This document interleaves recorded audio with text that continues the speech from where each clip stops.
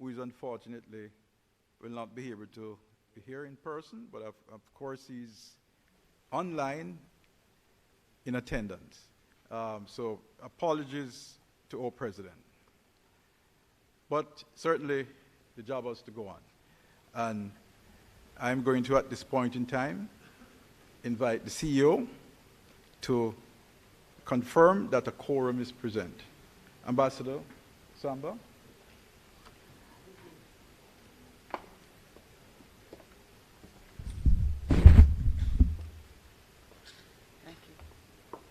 Thank you very much, Mr. Vice President. Good morning, members of COK, Sodality Cooperative Credit Union. How are you this morning?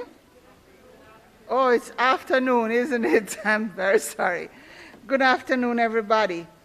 Our quorum is to be 100 members, and I'm very pleased to tell you that at 1 p.m. today, we had right here in the conference center 80 members, and in our branch in Mandeville and in Montego Bay, we had 18 each, making a total of 116.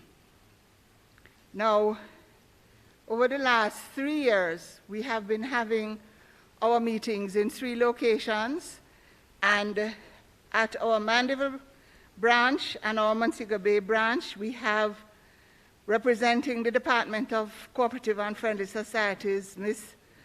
Anne-Marie Wallace in Mandeville, and Mr. Alton Stamp in Montego Bay. And here with us we have Mr. Courtney Shaw, Ms. Tresson Thompson, and Ms. Zinnia Blake representing the Department of Cooperatives. Thank you very much. We have a quorum, sir.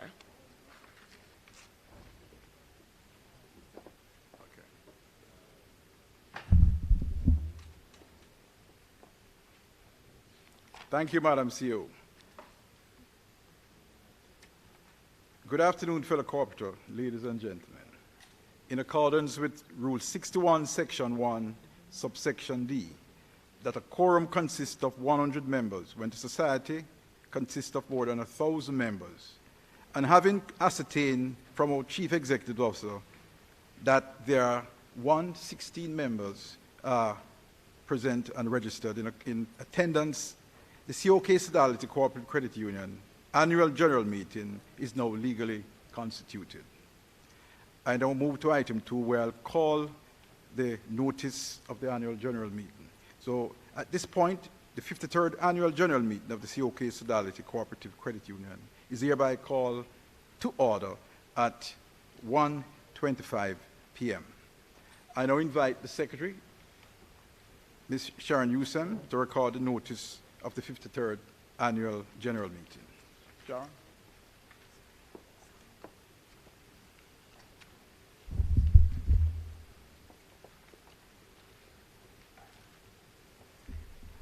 Good afternoon, fellow cooperators.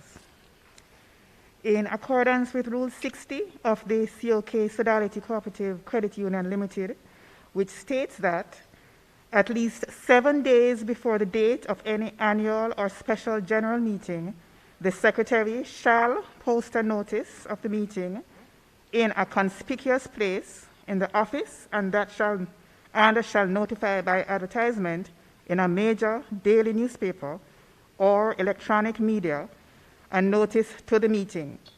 The notice of the annual general meeting was first published on October 11, 2020 in the Daily Gleaner and posted in all offices.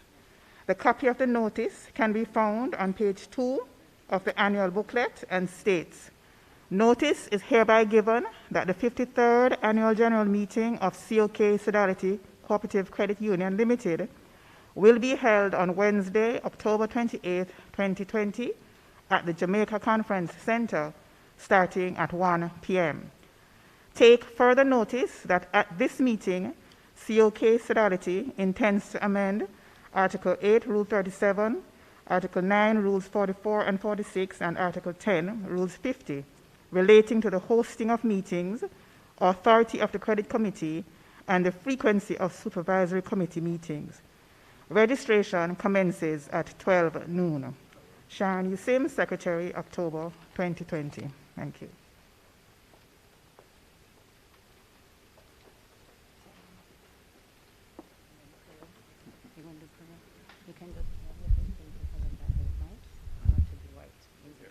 Okay.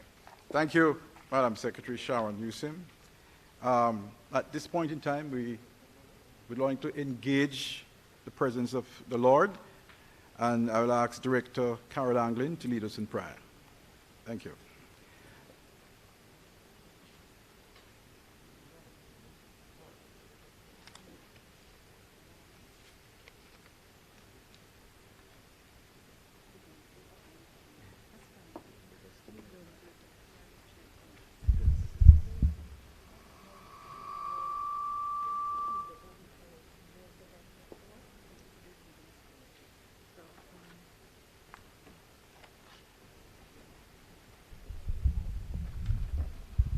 Before we begin, just to ask those that are monitoring putting the things up on our monitors, that as part of the prayer we will include those members who have died and do that minute of silence all at the same time.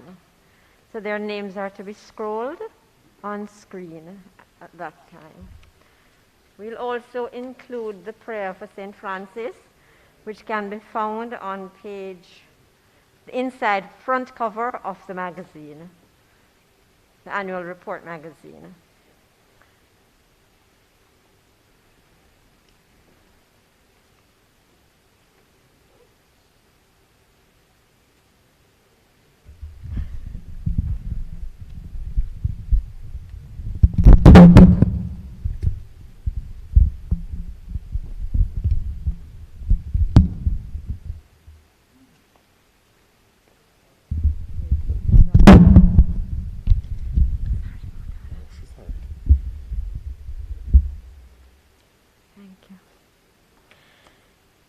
With that, good afternoon, Mr. Chairman, fellow corporators.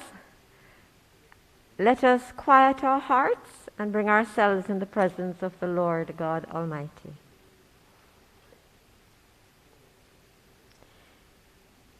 We give to you and to you alone, O Lord God Almighty, all the glory and all the honor and all the praises now and forever. We thank you, we magnify you. You are an amazing God, supreme ruler over all. We thank you, Lord God, for our credit union members, including the staff and volunteer corps. We thank you for all our families, their communities, and our nation, Jamaica. We thank you for abundant blessings that you have laid upon COK in this past year. We thank you for our financial performance in the year 2019. And to you and you alone, Lord God Almighty, must all thanksgiving, praise, and honor be given. We honor you, Holy Spirit, the Paraclete, who comes alongside us as we invite you and invoke you, O Holy Spirit, to come into our midst of our 53rd Annual General Meeting, to hover over us and breathe into us, and so guide our proceedings, including our discussions and our decisions. Come, O Holy Spirit, come. Christ Jesus, we pray together the prayer of St. Francis, which is a prayer in our cover.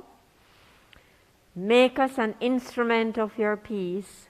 Where there is hatred, let me sow love. Where there is injury, pardon. Where there is doubt, faith. Where there is despair, hope. Where there is darkness, light. And where there is sadness, joy.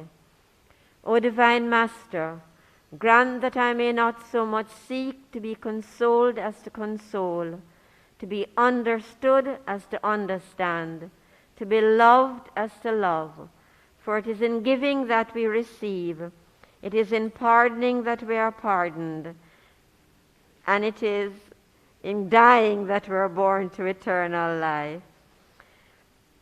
And so, Father, we lift up before you all those who have died in our membership during the year 2019. And we offer a minute's silence, and their names should now be scrolling on the screen.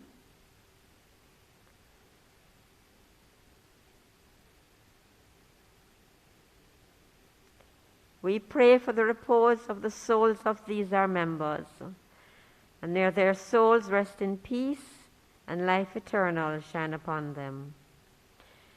We make all this prayer through our Lord Jesus Christ, our Savior and Lord. Amen.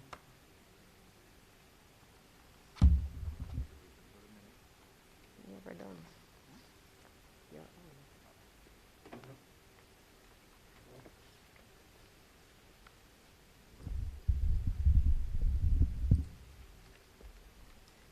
Thank you, Director Carl.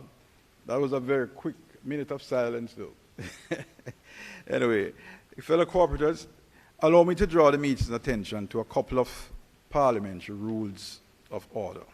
Or before we go into the rules, let me draw the members' attention to the COVID-19 protocols, which certainly will be observed during this meeting and can be found on page 4 or 5 of your annual report.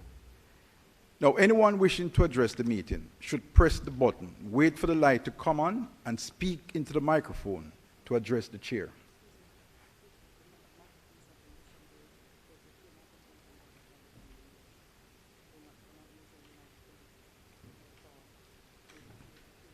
Okay, I was just asked to advise us that we'll be using the microphones on either side of the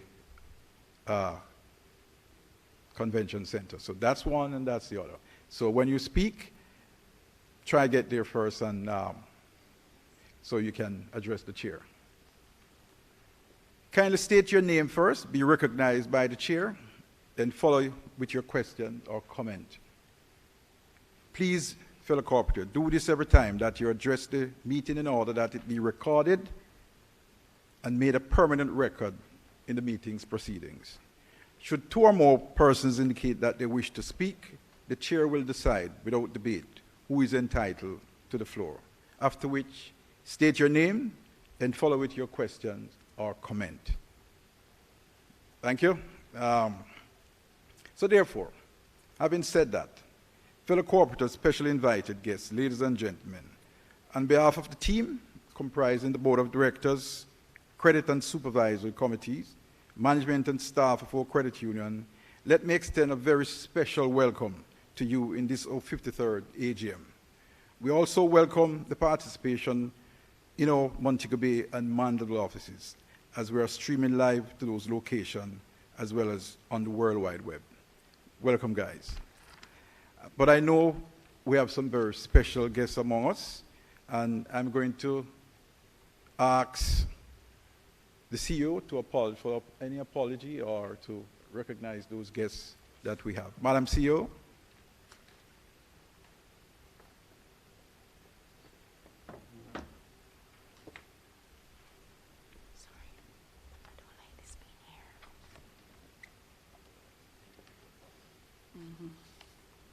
Thank you very much, Mr. Vice Chair and Chairman of this meeting. I would like to just indicate, as the Chairman has said, that this meeting is being held in 3 locations, thanks to the technology that we've been using for the last 3 years. I have some apologies, but those who are not physically here today are joining us virtually.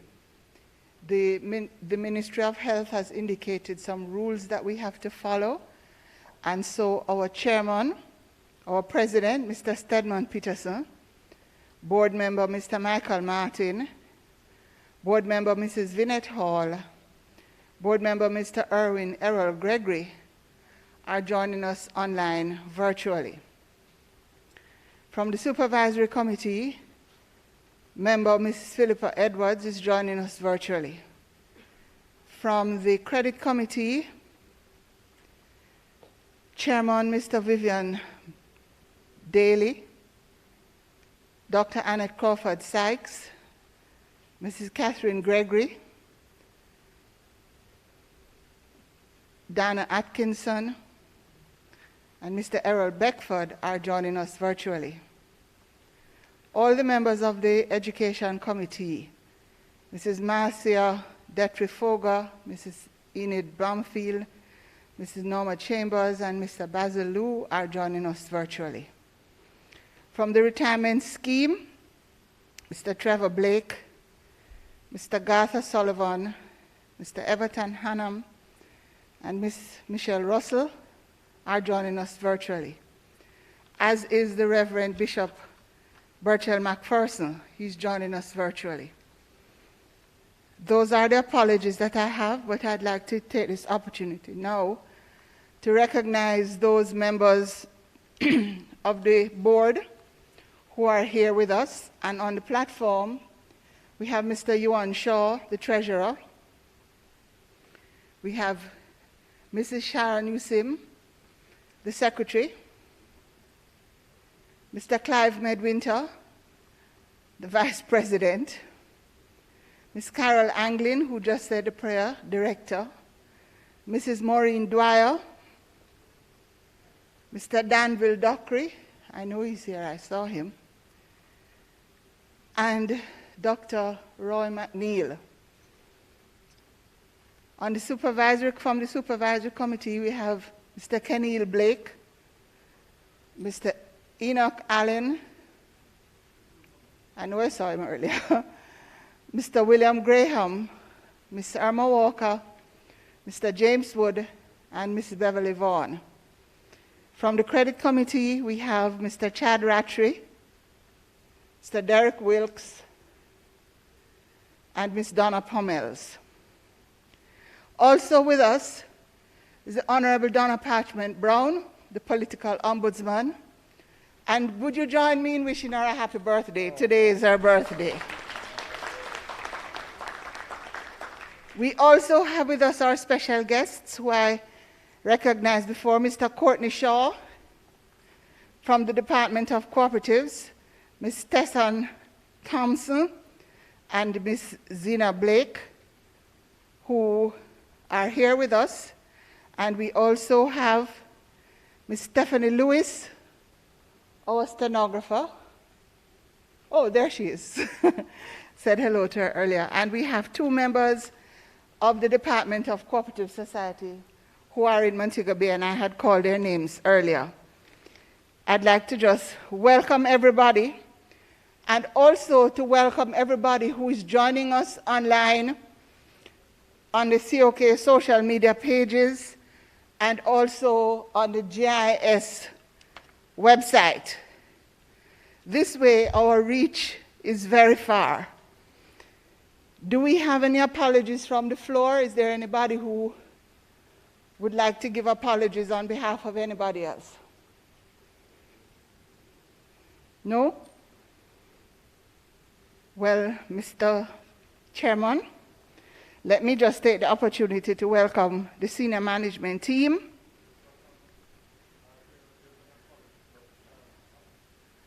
Okay, thank you. An apology for Mrs. Sharon Scott. So let me welcome the senior management team. There's me, the CEO, Alun Dombe Sambo. Ms. Linda Miller is joining us online. Our Chief Financial Officer, Mr. Derek Smith. Our Chief Business Development Officer, Mr. Siret Sibel. And we have other managers and staff. I would like to ask all those employees who are here, who are probably attending their first AGM in that capacity, if they would just wave their hands. Yes, welcome, welcome, welcome. And I've introduced the Supervisory Committee. I've introduced Ms. Stephanie Lewis. And I thank you all. We invited others to join us from our colleague credit unions and from the Credit Union League and from the other cooperative societies.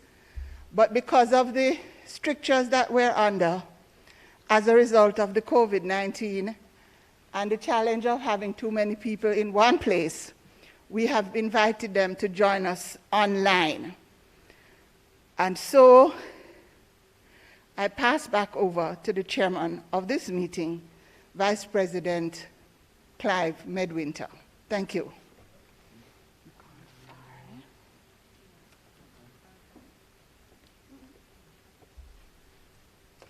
Sorry.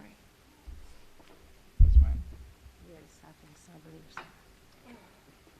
Thank you again, Madam CEO. I was just saying earlier, my first AGM, 2001, I couldn't even get a space inside. I was standing up outside, just looking in, because there were so many persons here.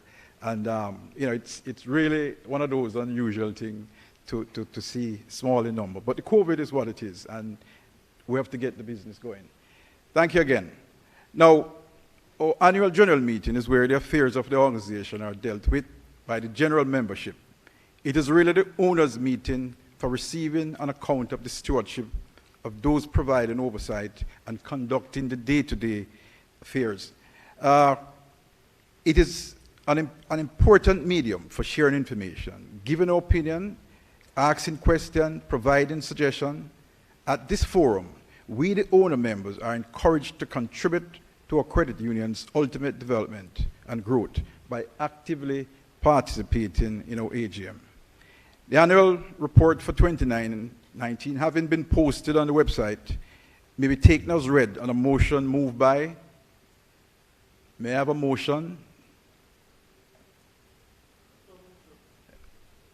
Moved by Mr. James Wood, seconded by Mrs. Donna Parchment, the Honorable Donna Parchment. All in favor? Any against? Any abstention? Motion carries. All right, thank you so much for that. We know what item 6 on the agenda. We're going to try to get you out here as quickly as possible. So we're moving the agenda along quickly.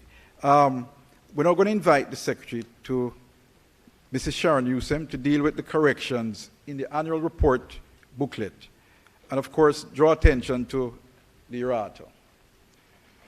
Thank you, Sharon.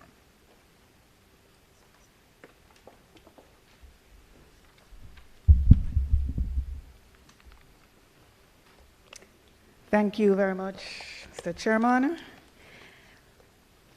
Fellow cooperators, ladies and gentlemen, let me draw your attention to the errata. I understand that it was inserted in your booklets, and I'll try to go as quickly as possible. Page 4, under Annual General Meeting COVID-19 Protocols, first paragraph, second line, insert days after 14. Page 4 again under Annual General Meeting COVID-19 Protocols, number 3, third line, replace which with with. Page 6, under opening prayer and obituaries, first line, remove the E from Claude. Page 7, under credit committee members, second paragraph, second line, replace supervisory with credit. Page 10, under achieving growth, second line, replace profit with surplus. Page 16, second column, under highlights of the 2019 budget, seventh line, remove growth in. So growth in to be removed. Page 26, that one is being withdrawn. Page 27, under summary of COK's key operating comparative statistics of our efforts in 2019, second and third column, first row, remove the and sign. Similarly, again on page 27, in the second and third column, first and seventh row, remove the and sign. Yes, Mr. Wood.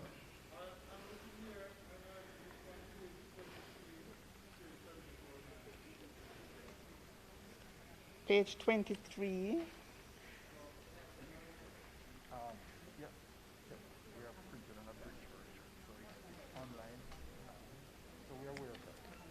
Oh, we had printed an abridged version, a shortened version, so that's why. But it can be found on the website. Right, so page 27, under the same summary of COK's key operating comparative statistics, the removal of the and sign in the first and seventh row. Page 29,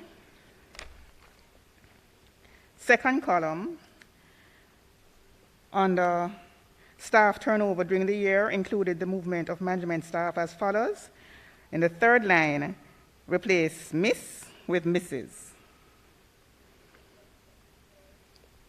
Page 30, second column, under Money Masters Limited, the fourth line,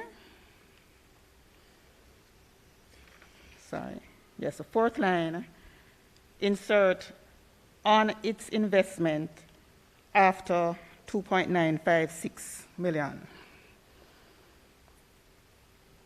So it should be 2.956 million on its investment in 2019.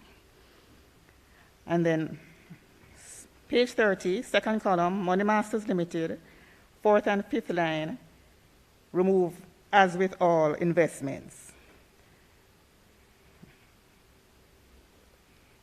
And it will just be a full stop. Page 30, same paragraph under Money Masters Limited, fifth line, capitalize the Y in year and the B in board. All right, so moving to page 31, first column, first bullet, eighth line, insert COK Sodality. It really should be COK Sodality in after by, after the word by. Should be COK Sodality in collaboration. Again, page 31, first column, first bullet, 11th line, replace who represented with which was.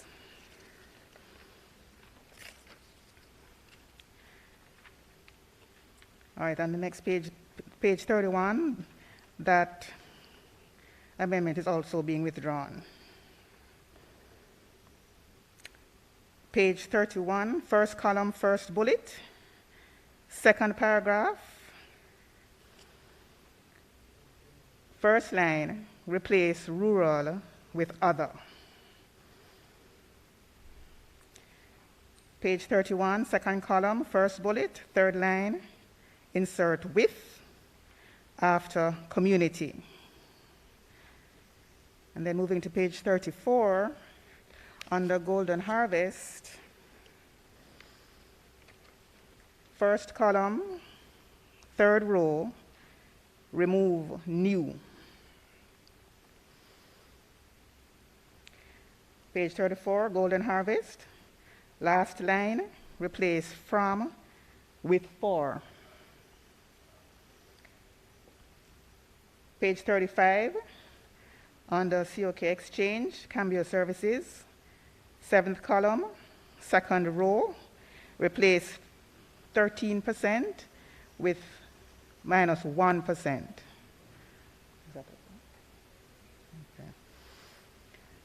Page 49.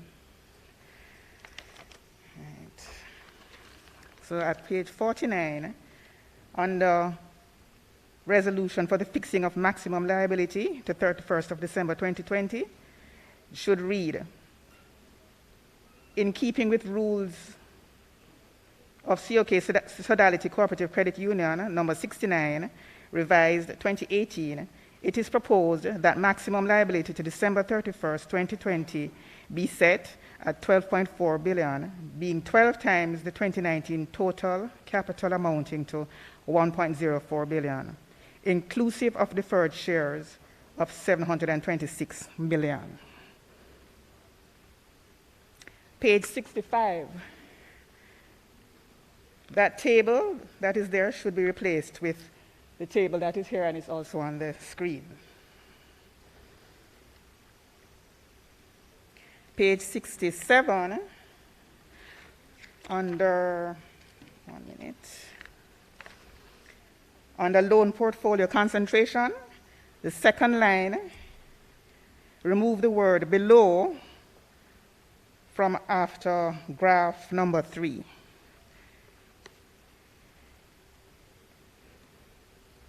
Page 67 again, table number 4, loan portfolio concentration. Replace the table that's there with the table that is on the sheet and should be coming up on the screen. Page 75, Board of Directors, table 2, Board of Directors, table second column, fourth row, replace accountant with registrar.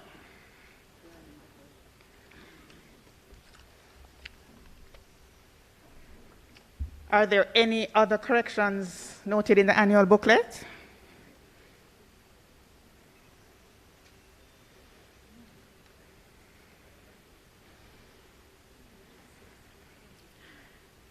Okay. There being no other corrections. Sorry, where's it? I didn't see the hand. Oh. To the booklet.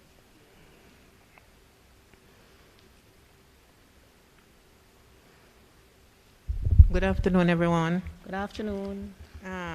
There's an additional correction on page 6. Could I have your name, please? Ina Daly, I'm so sorry. Ina Daly. The paragraph from the bottom beginning, the chairman reminded, Yes. in the third line, the day-to-day operations of the credit. I think it should be credit union. Yes. Thank you. you.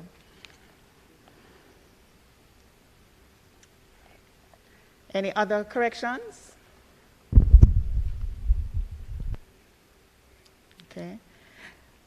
Okay, there being no other corrections, we'll move to the next item,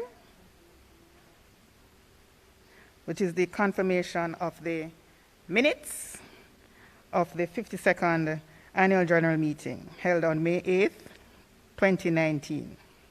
The minutes are to be found on pages 6 through to 23 of the annual report.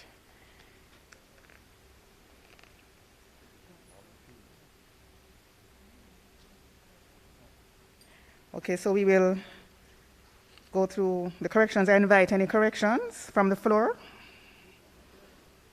We did that already? Oh, okay, I'm sorry, we did that already. Okay. So may I now have a motion for the confirmation and adoption of the minutes of the 52nd Annual General Meeting? Can I have a motion? Ms. Donna Pommels, thank you.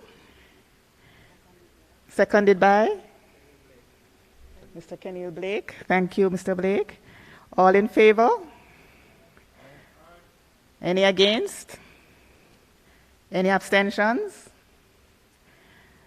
The ayes have it and the motion carries. Thank you very much. So we move right into matters arising from the minutes. And we'll go through pages 2 at a time. Any matters arising, pages 6 and 7. 8 and 9.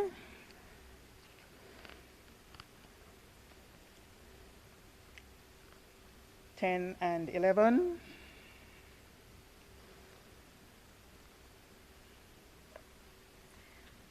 12 and 13. 14, 15, 16 and 17,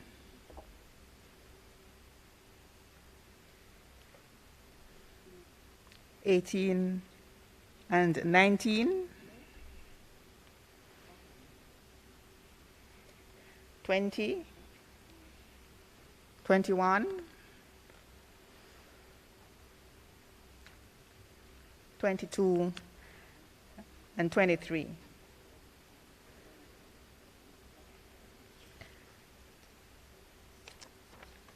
No matters arising.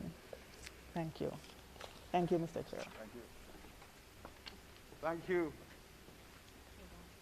Madam Secretary. But don't go too far, because now at the point where I have to do the report, the board report. So I'm going to ask you to assume the chair while I go through the report of the board. Now, this is going to be a PowerPoint presentation, and I just ask you to bear with me while I quickly go through our report, the Board of Directors report for December 2019. Taken as read. May I have a motion taken as read? Can I have a motion? Irma Walker, a seconder. All right. Say that, sir? Okay. Thank you. Thank you so much. I'll first begin with an overview. It was a particularly challenging year for Jamaica's economy. Notwithstanding, each credit union throughout the movement was tasked with the responsibility of increasing the value provided to its membership and to maintain its corporate citizenship and social responsibility. There were several changes in the socioeconomic and regulatory landscape that negatively affected the performance of the credit unions. COK Sodality was negatively impacted by the new provisions of the IFRS 9. Since the introduction of the IFRS 9, the carrying value of our capital was significantly reduced. Other implications included adjustments to rules governing the provisions for loan, and thus adjustments were made in the manner in which we issue loans to our members. But let's look at the performance of the credit union in 2019. Despite the challenges of your credit union cooperative during the year under review, we realized an operating surplus of $101 million, which was primarily reduced by a loss of our associate company of $2.96 million, resulting in an unaudited operational surplus of $98.1 million. This was an increase over the $46.19 million made in the previous year. So COK was able to grow its loan portfolio by 9.5% to close at $8.61 billion, and we dispersed some $3.89 billion in loan. Our deposit grew by 7.3% to $9.55 billion, and the total asset by 9.56%, ending the year at $11 billion. I don't hear no clap. Anyway, but it's okay. Now look at on the sales and marketing and the business development. For the financial year 2019-2020, COK Sodality enhanced its marketing, communication, and sales effort in an effort to offer our membership the best financial solution and an overall improved customer experience. This strategy further enhanced our thrust to attract new members, and its success was evident in the growth rate of our new membership. Through our assessment of the market environment, it was identified there was a constant growth in the usage of digital platforms as a source of credible financial information. Our marketing strategy was therefore deliberately revised to increase the usage of digital media, social media marketing platform. And I say this, I remember Larry Johnson, our marketing manager. This resulted in a massive improvement to reach the visibility to an excess of 90 million views on a single platform. Your credit union strengthened the relationship with GK Insurance for auto loan related insurance, while continuing arrangement with Bill Express, Paymaster for loans, pension, deposit, and insurance. The table that I believe should show gives you a snapshot, COK key operating statistics. I hope you can see it. But what it does is really give us a summary of the comparative statistics of our effort in 2019. On the left-hand side, you see the asset, savings, investment, loan portfolio, loan disbursement, and membership. For asset, it grew by 9.56, a positive performance. Savings, we grew by 7.3%. Investment dipped a little by 6.25, and our loan portfolio grew by 9.54. The disbursement, however, had a little dip of 3.47%, and our membership growth dipped somewhat by 10.1%. But all in all, I think it's a great effort during the year of 2019.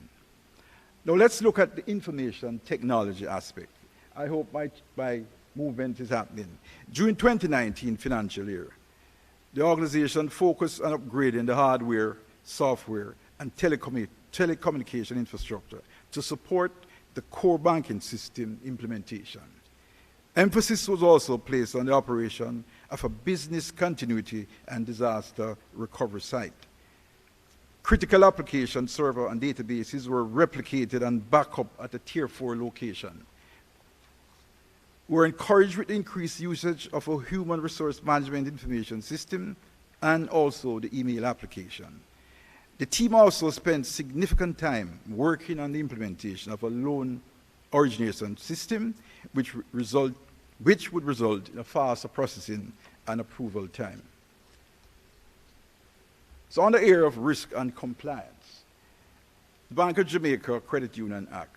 Although the Bank of Jamaica Credit Union Act was not enacted in 2019, COK continued to undertake regular self-assessment to ensure that our credit union will be ready for licensing under the BOJ once the Act is approved in the House of Parliament.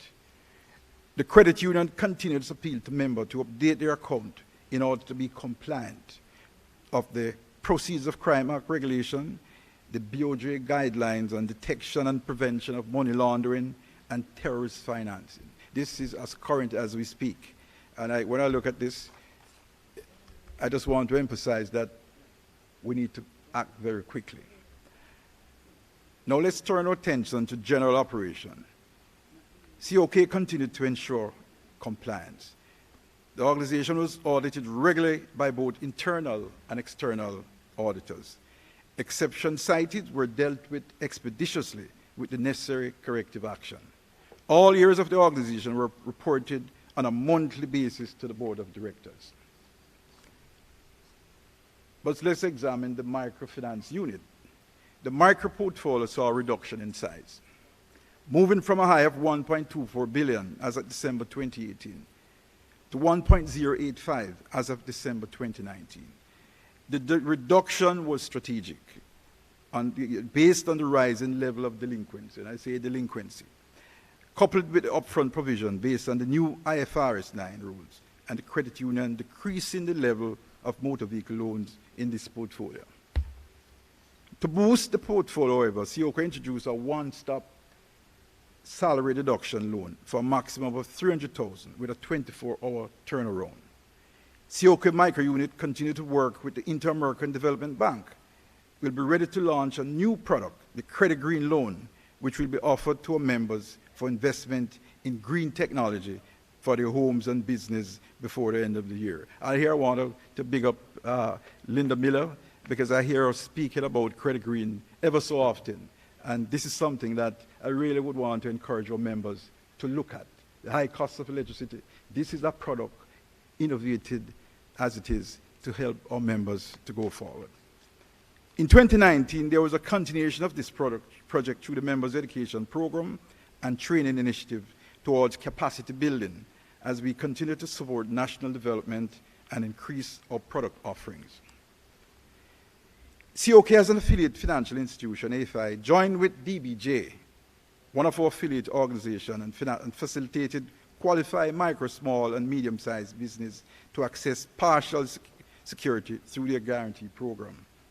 This enhanced the protection of loans, whether these loans were partially secured or not. But let's turn our attention to delinquent loans. The Debt Management Committee of the Board provided oversight, support, and guidance to the Debt Management Unit by proactively making suggestions to bolster the debt collection and the delinquency management process throughout the year. Vinette, you're listening. Thank you very much. At the end of 2019, the delinquency rate stood at 8.44% compared to 8.90% at the end of 2018, which is a slight decrease of 0.46%.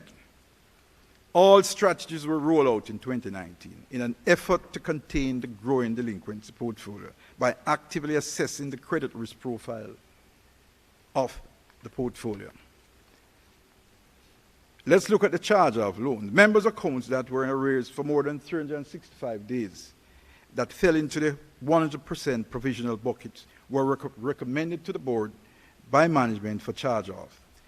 In keeping with our existing rules 3811, which states that all such charge-off loan must be reported to the next annual general meeting of the board of directors, we hereby presented that these loans totaling $189.2 million as of December 31st, 2019, were approved by the board as directors as charge-off loans.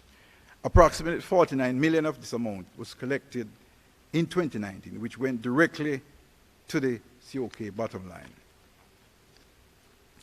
We now turn our attention to human resource, and I see Ms. Hosang in the background here. The year 2019 was a busy one for the Human Resources and Learning Department, which maintained organizational support in keeping with the vision and mission of the credit union. Staff development continued with various training sessions, and this including the directors and volunteers who were in attendance for mandatory anti-money laundering and counter-terrorism. I just finished mine 3 weeks ago. And I got my certificate, just like everyone. During the year, our commitment to the community was demonstrated, particularly through our continued partnership with the Ministry of Labor, Heart Trust, the National Youth Service, the Tourism Enhancement Fund, to provide on-the-job training experience for young adults entering the job market. The department's HRMIS was introduced, and 3 of the modules were utilized system-wide. These were time and attendance, leave management, and inventory. It is with sadness, though, that we advise of the passing of a long-serving member of our staff, Mr. Othniel Bailey, who passed away in June 2019. And I'm sure a lot of persons here would know Mr. Bailey, a very fine gentleman. And we continue to really mourn the loss of a real stalwart in COK. Is missed by staff and members alike. Staff turnover during the year included the movement of management staff as follows. Joined the management team, we had Mrs. G.K. Kamika, HR and Learning Manager, Ms. Anne-Marie Thomas, Risk and Compliance, Ms. Julian Sharp, Legal Counsel, Ms. Bridget Hosang, HR and Learning Manager, and Mr. Claude Walker, Senior Financial Analyst. Ms. Tamika Farquharson, Accounting Manager, a promotion, congratulations. And Ms. Ramonia Brown-Britton, Credit Origination Manager, another promotion from within. Congratulations to you guys. The meeting office, we had Mrs. G. Gail Kamika, HR and Learning, and Ms. Shana Ramsey, Risk and Compliance, and Ms. Rasheen Betton, Legal Counsel. We now look at our volunteers. For the year 2019-2020, the following volunteers indicated their unavailability to continue to serve. Mrs. Debbie Ann Gordon Crawford from the board and Ms. Diane Edwards from the Supervisory Committee. After the last annual JAM held in May 2019, the following persons were selected to serve the credit union: Mr. Enoch Allen, Supervisory Committee; Mrs. Beverly Vaughan, Supervisory Committee; Mrs. Catherine Gregory, Credit Committee; Mrs. Donna Griffiths-Pommel, Credit Committee. On your behalf, we record our thanks to them for their service to the organization and to wish them success in their future endeavors. We record our appreciation. Thank you, thank you, thank you. We record our appreciation, pay tribute to all our volunteers who continue to contribute selflessly of their time, skills, and knowledge on the board, in various subcommittees and standing committees, to ensure that the credit union remains a viable, efficient, compliant enterprise whose work is carried out in accordance with the policies and guidelines. I can't thank our volunteers, especially in a time like now. I really give a round of applause to the volunteers. Because in these times, especially the pandemic, as we go through, the effort that I've seen put out to ensure that we stick to the boat and continue the running of the organization is really, really, appreciated. So thank you again. Money Masters Limited. Money Masters Limited is an associate of COK, Sodality, with COK originally owning 22% of the company's ordinary share. The credit union made a loss of $2.956 million in 2019. As with all investment, your board will continue to assess the value provided. We now turn our attention to corporate governance. During the year under review, the Board of Directors continued to place great emphasis on corporate governance, conducted appraisal of the operation of the credit union and its related business through its monthly meeting and numerous subcommittees. COK Sodality took pride in being a torchbearer in the financial industry and through our corporate and social responsibility activities. We were able to touch the lives of members and non-members alike, oftentimes indirectly, but equally impacting. Continue on the social responsibility. In 2019, we chose to partner with stakeholders in the public sector, as well as communities, to ensure association with the most impactful project. We initiated support initiatives aimed at nation building, and as such continue our thrust to becoming the best corporate citizen. We now look at the way forward. 2020 will be a year of innovation and digital and cultural transformation for the credit union. Your board has agreed to invest significantly in the future of the organization. Thus, the management will embark on an initiative geared towards achieving our transformation. By the end of 2020, we will have initiated a new core banking system, which you probably would be aware by now, a new loan origination system, a new improved top-of-the-line website, a new HR system. These, and I can go on, transformation is about investment in the future. These large projects will propel COK into the future, enhance our efficiency, and make us more competitive. The staff and volunteers are committed to play their part in transforming this organization, COK Sodality. At this point in time, I can only express my appreciation. We wish to express our appreciation to our loyal volunteers, management and staff, liaison officer, business partner, who have all assisted COK Sodality Cooperative Credit Union Limited in the conduct of its affairs over the past year. To you, our valued members, we record our thanks and appreciation to you for the confidence you have placed in us in allowing us the privilege to serve this prestigious organization. I want to big up yourself. I want to thank you so much.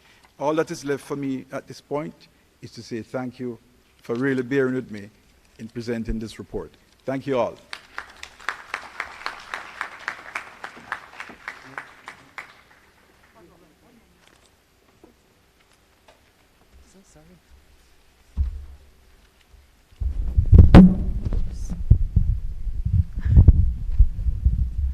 Here you go.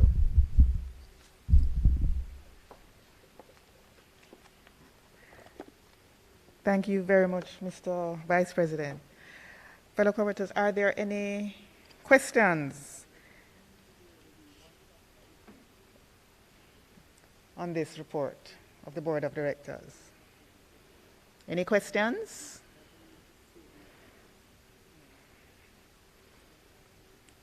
No questions? Since there are no more questions, or no questions, could I have a motion that the report be adopted?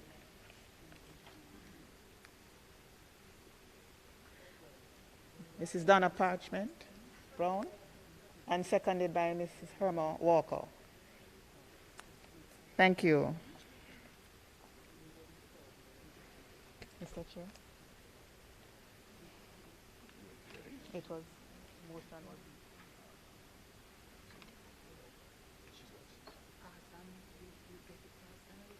Sorry.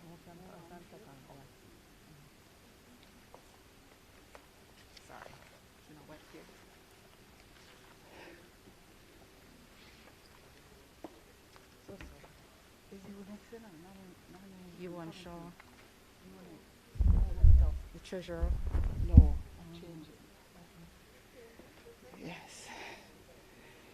Ladies and gentlemen, I have a little advice from the registrar from asking us that we, for the purposes of ensuring that we have the votes we need to accept the nominating committee report and the amendment to the rules, that I ask for at this time a motion to amend the standing orders to move those two matters up to this point in the agenda.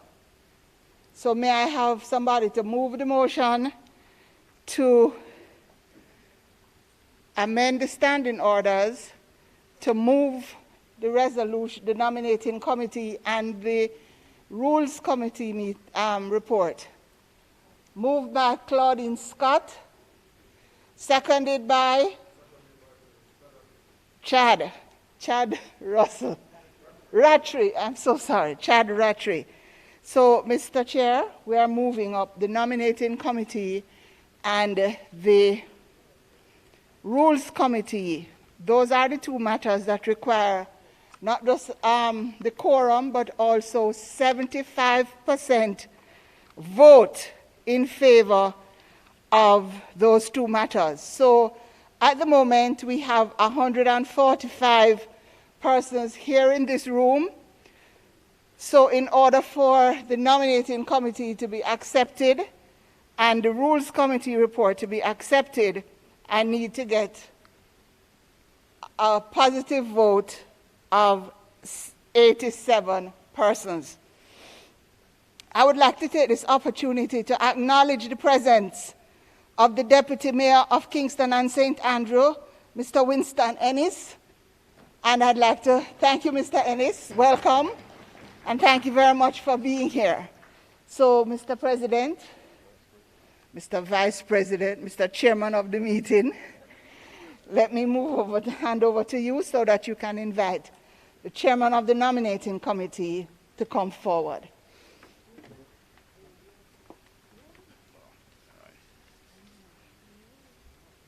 Thank you, Madam CEO. I now quickly move to invite our Chairman of the Nomination Committee, Mrs. Maureen Dwyer. Kindly come forward. Give her a round of applause, please.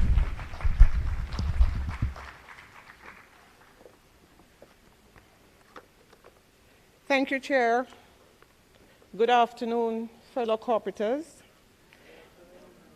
The report is the report of the Nominations Committee. Can be found on pages 74 to 79 of your annual report, in the annual report booklet.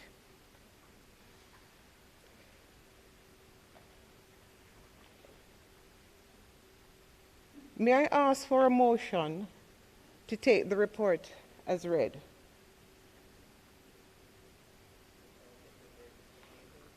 Kenil Blake, Derek Smith, seconded. Thank you. So, The nominating committee consists of 3 members, and Director Maurice Lewin, by the way, please direct your attention to the screen on both sides of the room. Director Maurice Lewin was appointed chairman of the nominating committee at the first meeting of the board held after the last AGM.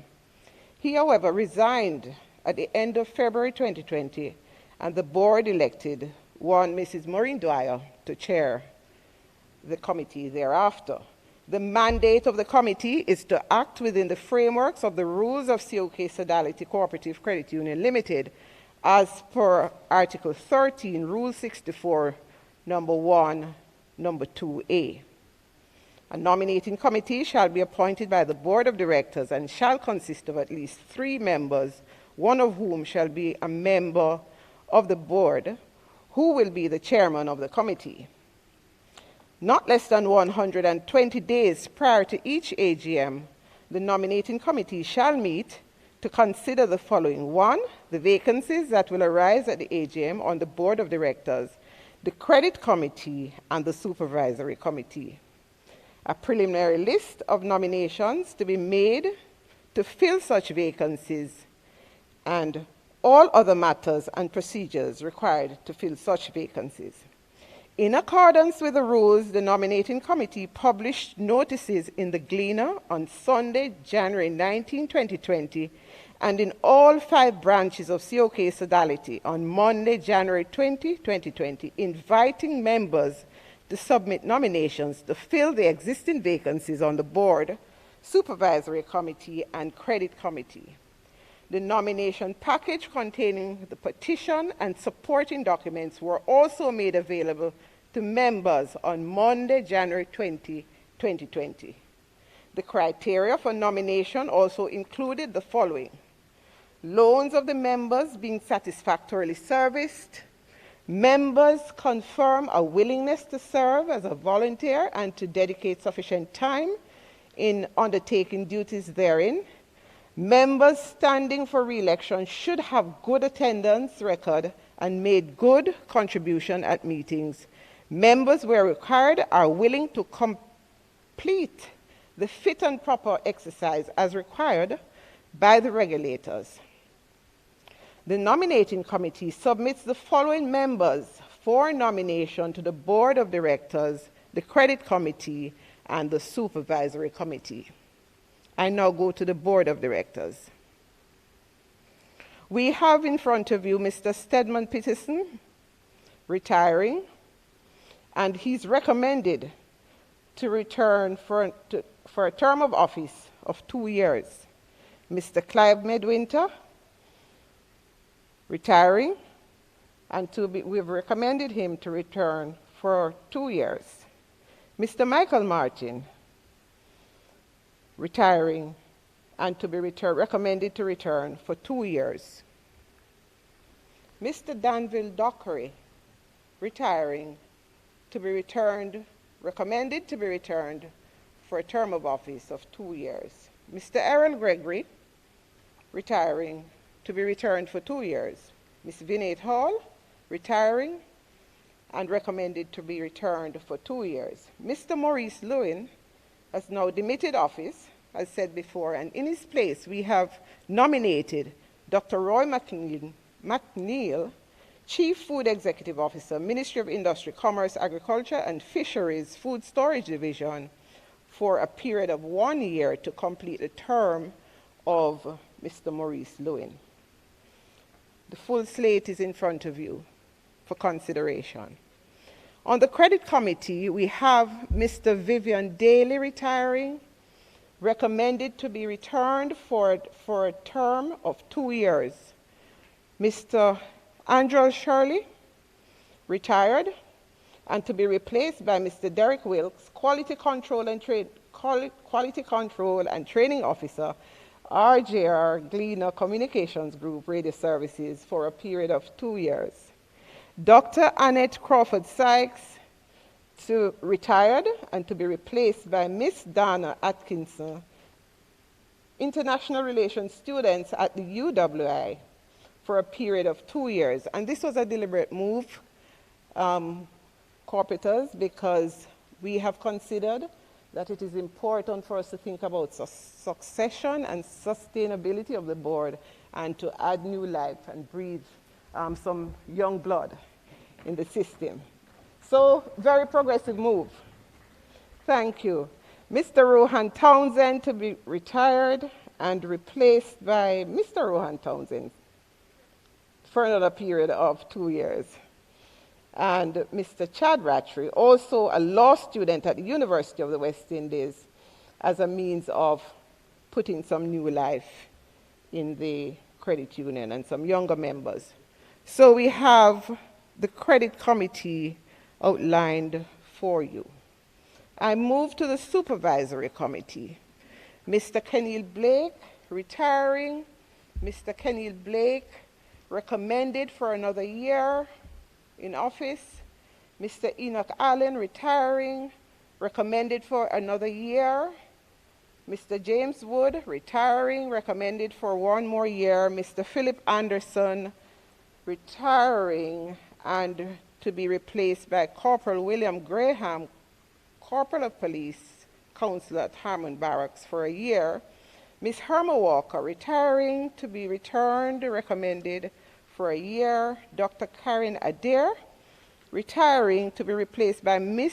Philippa Edwards, retired Chief Financial Officer, for a year. Ms. Beverly Vaughn, retiring and recommended to continue for a year. So the 3 slates are in front of you. Do I continue? List of delegates to the Jamaica Cooperative Credit Union League Limited. Ms. Alun Asamba, Dombe Asamba, our CEO, retiring, but recommended to continue for a year. Mr. Stedman Peterson, retiring, recommended to continue for a year. Alternate delegates, Mr. Clive Medwinter, retiring, to be returned for a year. Ms. Carol Anglin, retiring, recommended to return for 1 year. As it relates to the Jamaica Fishermen Cooperative Credit Union Limited, retiring delegates, Mr. Neville Rohn, recommended to continue for a year. Mr. Michael Burke, retiring, recommended to continue for a year. Ambassador Alun Dombe Asamba, retiring, recommended to continue for a year. The Jamaica Cooperative Insurance Agency Limited, retiring delegates, Ms. Carol Anglin, recommended to return for a year. Aluna Samba, retiring, recommended to return for a year. The nominating committee has carefully reviewed the eligibility requirements for each vacancy and has taken all reasonable steps to ensure that the nominees meet these requirements. The chairman and the members of the nominating committee are grateful for the opportunity to serve you, our members. The slate of candidates retiring and those recommended, those slates are in front of you, and we invite Mr. Shaw and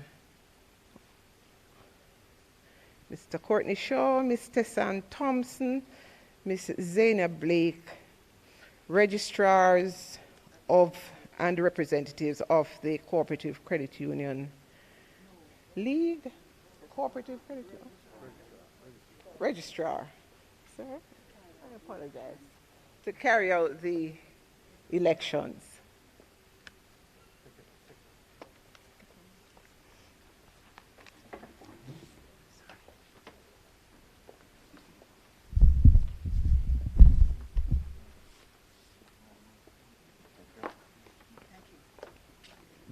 Good afternoon, everyone. Good. So Mrs. Dwyer presented the slate. I will now ask for a mover and a seconder in respect to the nominating committee report that has been presented. So now I will ask a mover for the presentation that has been presented by the chairman of the nominated committee.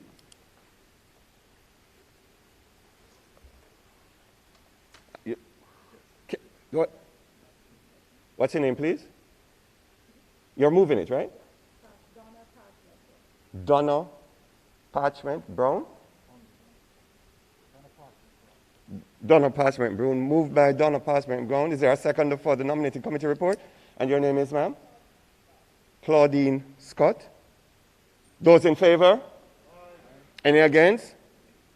The ayes have it. I want to congratulate all those persons who have been elected. I would appreciate if within 10 days you all meet to elect your respective officers. Forward all your contact information to the Department of Cooperatives and Friendly Societies, the Jamaica Cooperative Credit Union League, the Bank of Jamaica, and all your affiliates. Congratulations and all the best. Thank you.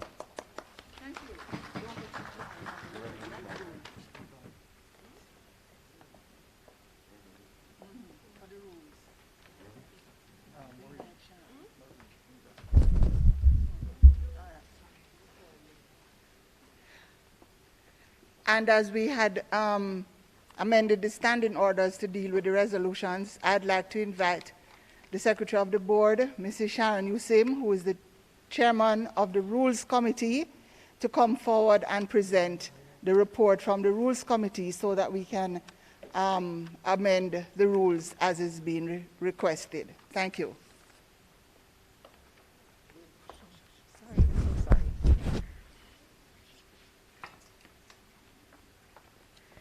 Thank you, Madam CEO. Ladies and gentlemen, there were 2 resolutions with 4 rule amendments that were moved by myself and seconded by Mr. Michael Martin. They can be found at pages 87 and 88 of your booklet. Now,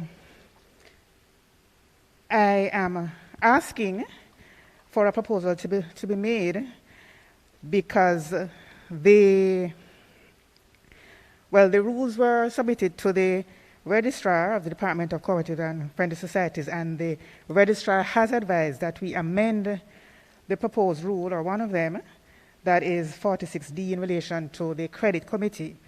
And so at this time, I'm going to ask the CEO, I'm going to invite her to come forward and handle this aspect of the matter. Madam CEO. Thank you.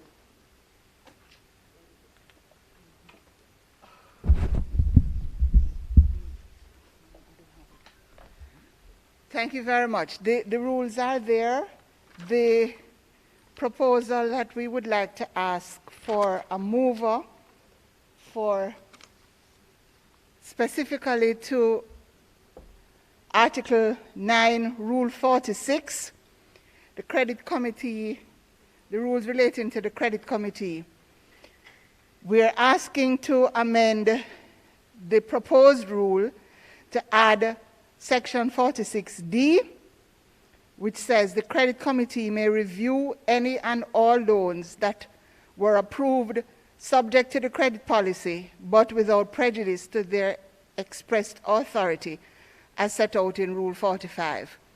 All the other rules relate to our being able to have meetings online as a result of the COVID. If you'll notice that that is what it is about.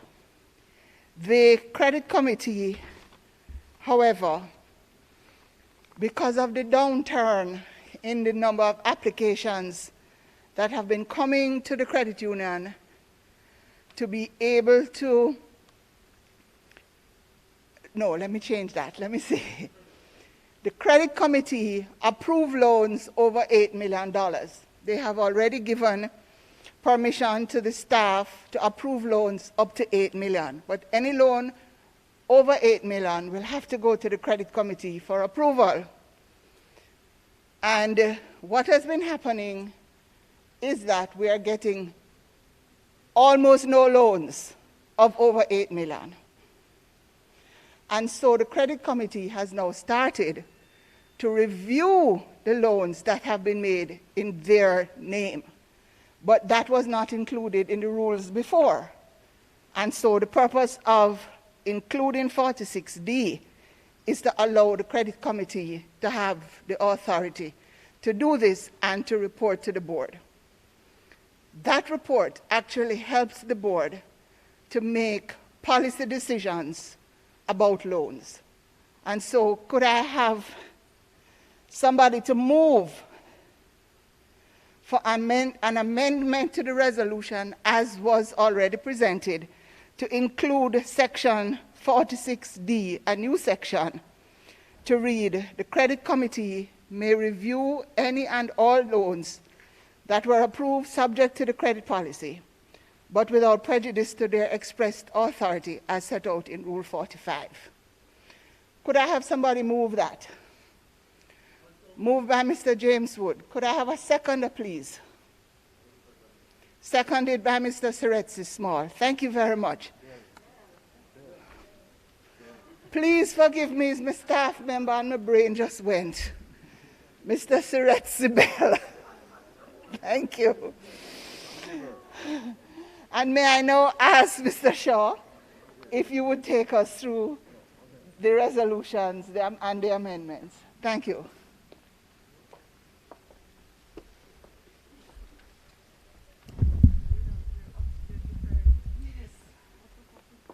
All right, thank you, Mrs. Ambassador. I'm going to ask my staff to assist this process because there are so many legal persons present this afternoon. I want to ensure that I have a job tomorrow morning. So I'm going to ask my two staff that is present with me. We need a 75% vote for the resolution, and we're going to do it one or twice. Should we do them separate, or you want to do them on block? It's your decision. This is your meeting because it's a democratic meeting. So Zenia, take this section back. Tristan, take this section here, and I will do the top and the persons who are on the platform. Could you just put your hands up? Let me. Currently, we have only members inside the room, right? Yes, sir. Right. So, just give us a few minutes, please. The red bands. All right.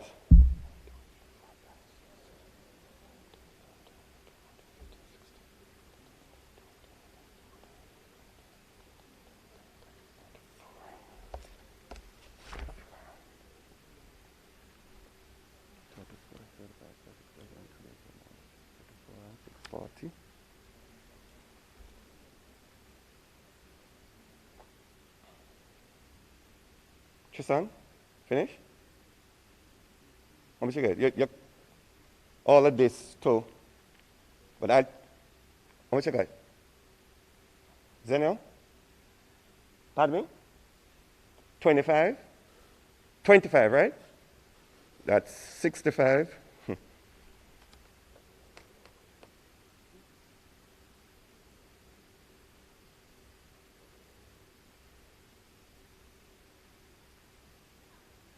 Yeah, hold on a minute. Don't move it. Don't move, please. How much you get, Tristan? Be patient with us for a while, please. No, just hold one. We just want to make sure. Just, Tristan? 47. All right, so just close that door for me for a while now, please. 7 and 3. 7 and 3, 10 and 2, 12. Yeah, but they can't come in now, but I just want to make sure that we have a number working with. 7 and 3, 10 and 2, 12, 6 and 4, 10, 11. So I have 112. Presently in the room, so we have a quorum in the room. We're not talking about the outsiders now. So what I want is for this resolution to be carried, we must have at least 3/4 of the 112 inside here. So the maths people inside here, 3/4 of 112 give me about 78. How much? 84? How much? 79. So we work with 80. So now it's time to vote. So nobody can enter until we are through with this aspect, please. Please, until we are through. Those who, so it was moved by Sharon, yes, and seconded by Michael Martin. And it's a wish of the members to treat with both resolutions in block. It's a wish of the members.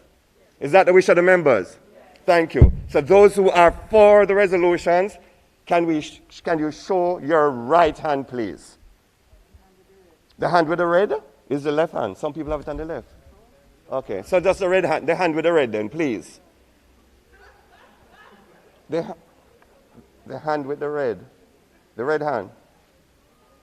And this is not United States elections, no, nor Jamaican election. This is ours, please. Do not put your hands down until we have been counted. 1, 2, 3, 4,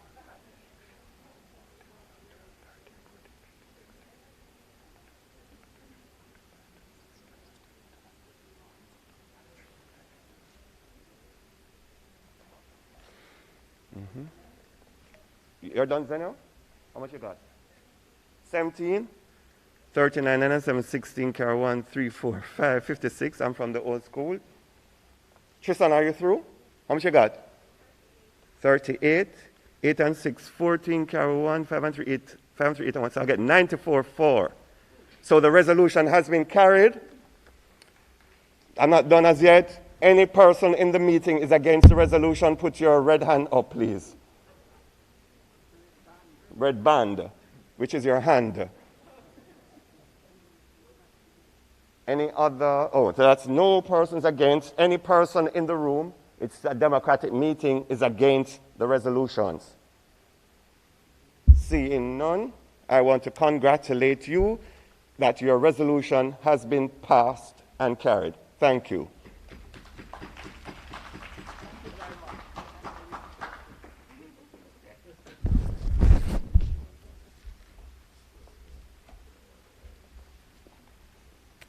Mr. Shaw and your able assistants, I want to really thank you for executing the election and our rules. Thank you very much, sir, and I hope to see you next year again. Before I resort to the agenda, I'd like to recognize Mr. Michael Burke. Yes, sir, from the Fisherman, always with us. Special welcome to you, sir. Can I have a motion to revert to the agenda to continue? Stand in order, please. Moved by? Seconded by? Mr. McNeil. Thank you very much. Thank you very much. Now, at this point in time, our real important money matters is going to be discussed. And I have the privilege of calling to present a very dynamic presenter, Mr. Ewan Shaw, our treasurer. Thank you.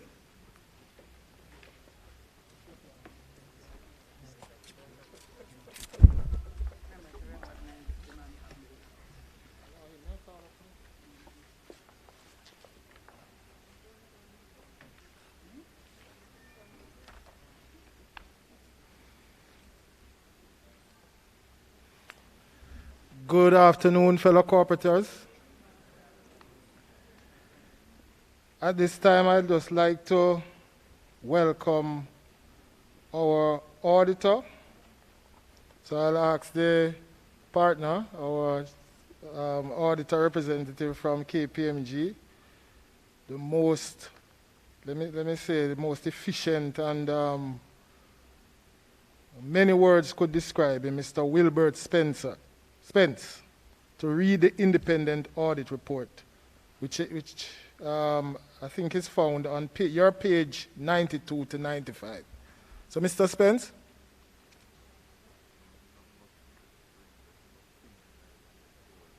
All right. Can I get a motion move for the reading of just the opinion, because the report is very long. And since the report is in your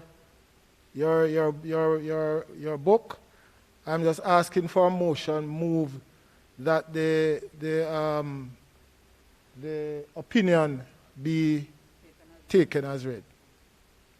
Can I get a motion move? Herma Walker, moved by Herma Walker and seconded by Siretsi Bell.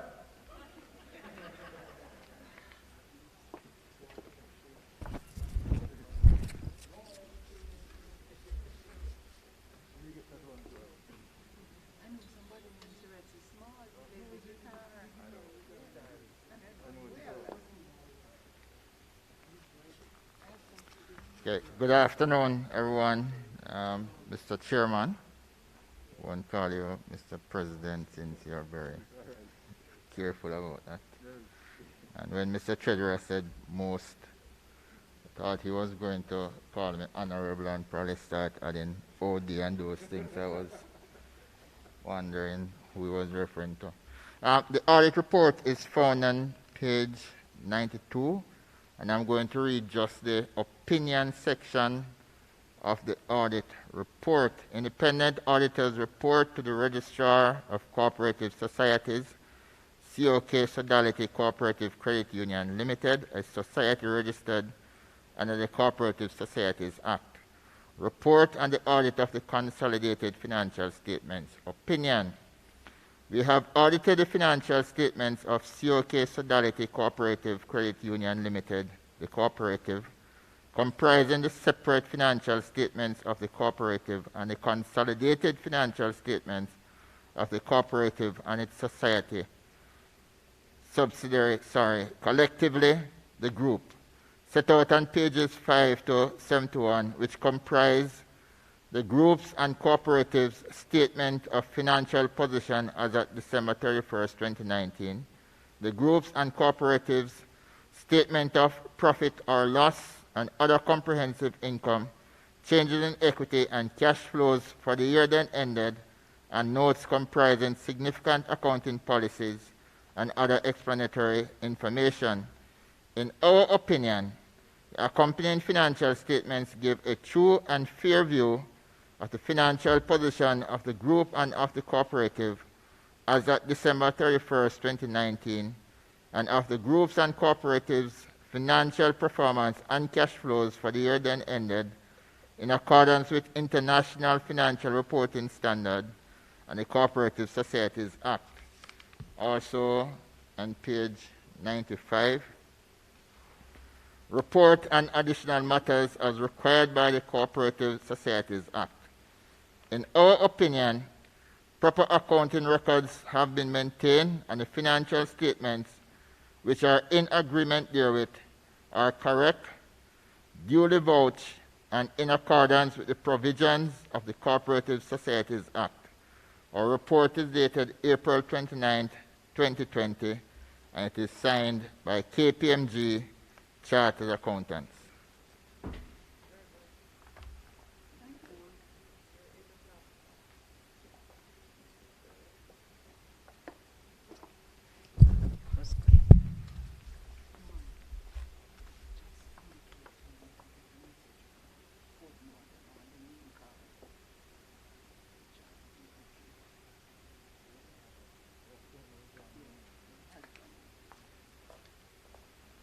Good afternoon again. Boy, Nicole seemed a little tired, looked like she's wearing down. Because every time she come up the steps, she started out very fast. And now her timing her now. She used to do it in about 3 seconds, now it's gone up to about 5. Let me remind you also, I've been informed that Portmore is now online, remotely. So welcome, Portmore. You have joined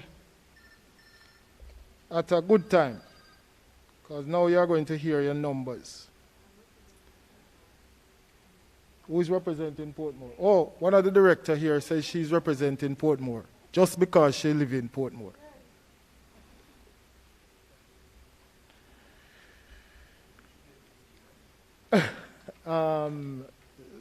No, we can't see them. Technology doesn't allow at this time. All right, the Treasurer's report. And it will be, I'm going to ask you to follow the report on screen. And while I go through it. Each year I'm very happy to present this report because since I've been here, the report has not been a bad report. We have been doing fairly well. Let me tell you, I am very happy to be here presenting, especially this year. The year 2019 marked COK Sodality Cooperative Credit Union's 52nd anniversary of serving its members. The year was very challenging, I must say, but COK, as it has always been, is resolute, resilient, and always find a way to turn itself around. And, you know, we continue to be an organization that is essential to not only our local entity here, but even the diaspora abroad. COK is one of those institutions that has become a landmark financial player in the financial industry. And, you know, I am very, very impressed with what COK has done since its birth. I'm a little older than COK, but COK is doing a lot better than I am doing. Now, despite the fact that we had a challenging year, and you know, challenge is not only the fact that we grapple to you know, get loans, or we are you know, fighting with the people who become delinquent and they won't you know, respond to us as we would like. But challenges also in the form of competition. Last year was a highly competitive year, and the environment was extremely busy. And despite all of that, COK reported a surplus growth of 112%. Clap yourself.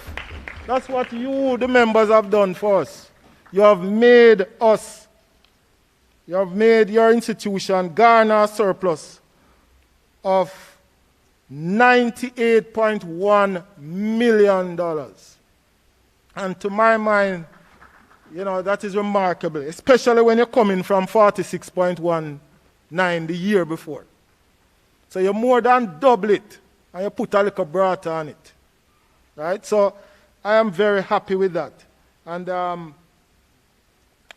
you know, it's one of those things that I am very, very proud of. And when I say I'm proud, I'm not only proud of the credit union per se, but the staff and management. Give yourself a clap, because it couldn't have been done without you.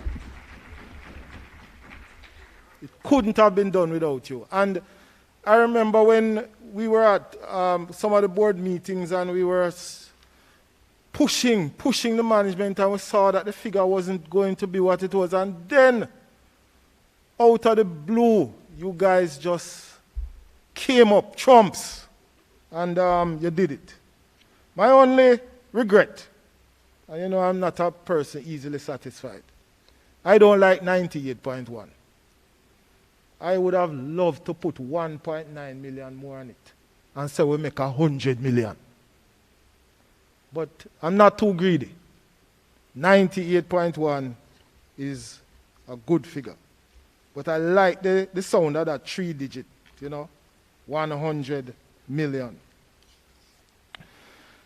And so COK performed very well last year. There were significant financial impacts within the 2019 financial year, which allowed the credit union to achieve these positive results. And some of these are the 9.5% growth in gross loans in terms of our portfolio, which increased to $8.61 billion, which you know, surpassed what we had in 2018 of 7.86, sorry. There was also a 5% growth in the savings portfolio. So even though we are growing in loans, we are also savings.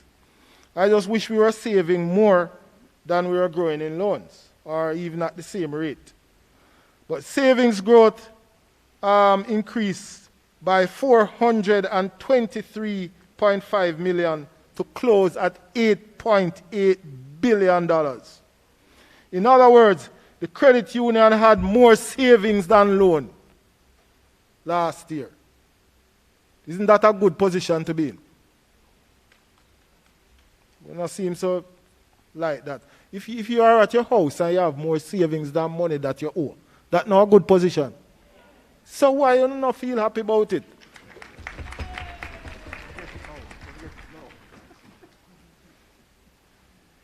There was a 3% growth in permanent shares, which increased by 18.1 million to close at 612.96 million. There was 16% growth in interest income from loans. There was a 12% decline in interest expense. So whilst the income is going up, the expense is going down. And that is what you want to see in any business. Right? Income up, expense down. Other financial costs declined year on year by 3%, or 1.6 million, to close the year at an annual cost of $47.7 million. So we have been doing fairly well in how we operate or how we managed our business last year. There are, however, some areas that underperform. You know, everything is never always rosy. There's always that little itch. You know, the Bible said there's always a thorn in the flesh. And COK have a thorn in the flesh. And one of those thorns I'll mention later. But I'll just say, our delinquency continues to have a little problem. And this is kind of segueing from the script that I have. But whenever I think about a thorn in COK, I always think about our delinquency. But we'll speak to that later. So our operating expenses increased year over year by 8.5. At the end of December 2019, the delinquency rate, as I said, that was something that I'm not very happy about. It was 8.44%, and despite it being lower than 2018, because 2018 we were 8.9%, I would want us to always make our budget. I think our budget was 7%, right, Mr. VP? So VP say yes, and if him say yes, it's correct. I think. The credit union's total assets increased by 949 billion. So we're growing. And this growth in total assets was mainly due, as mentioned earlier, by the growth in the loan portfolio. Because in a financial institution, loans make up majority of your assets. You know, when a lot of you do accounting, in other institutions, you know, that are not financial institutions, loans are liabilities. But in a financial institution, loans are your assets. I hope that is correct. Right, sir? Yes. Just checking with the VP, you know. Because the VP is the man with the knowledge. Or maybe I should have asked our CFO. CFO look like, boy, I wonder what I talk about. That is what I say, you know, in my head. Now, net loans to asset ratio, there was 72.7%, well within the Pearl standard. And those are some of the things that I think we should pat ourselves about. Disbursements for 2019 was 145 million, or 3.6 million less than 2018. So if the disbursement was less than 2018 and we make more money than 2018, what is that saying? We were far more efficient. That is what it is saying. And that is what you want with a financial institution. You want efficiency. So I want to just say a lot of kudos to the management and staff for the efficiency, the increased efficiency in which they managed our assets last year. Thank you, Madam GM and her team. The credit union, however, and you know I'm always up and down, we made a loan loss provision of 189.23 million. And you notice when I talk about bad things, my voice gets very low. I don't like to shout out bad things. And loan loss provision is not a good thing. And so we need to look at our provisions going forward, because the more we manage that is the more monies we have in terms of our surplus. So for example, if we were to not have that provision, if that provision was moved down to say 50 million, because you must have provision, you know. IFRS 9 dictates that you have provision. And therefore, let's say we had a 50 million provision. You know how much profit we would make? So you members out there who are not paying your loan, you need to start helping the credit union so that we can help you again. Because that is what happens when we don't pay. Our provisions go up and you are put in what is called the bad debt category. And therefore, I am imploring you, I am begging you, start coming in and talk to the loans officers, start coming in and talk to the delinquency officers. Because we are here to help you, we're not here to push you down. We want to see you grow just as how the credit union is growing. Right? And therefore, I am imploring you, I'm begging you, I'm beseeching you, I'm on my knees for you. Because I want the credit union to stop making these large provisions. Because it hurts us. Let's look at the investment portfolio. Investment portfolio was 1.41 billion.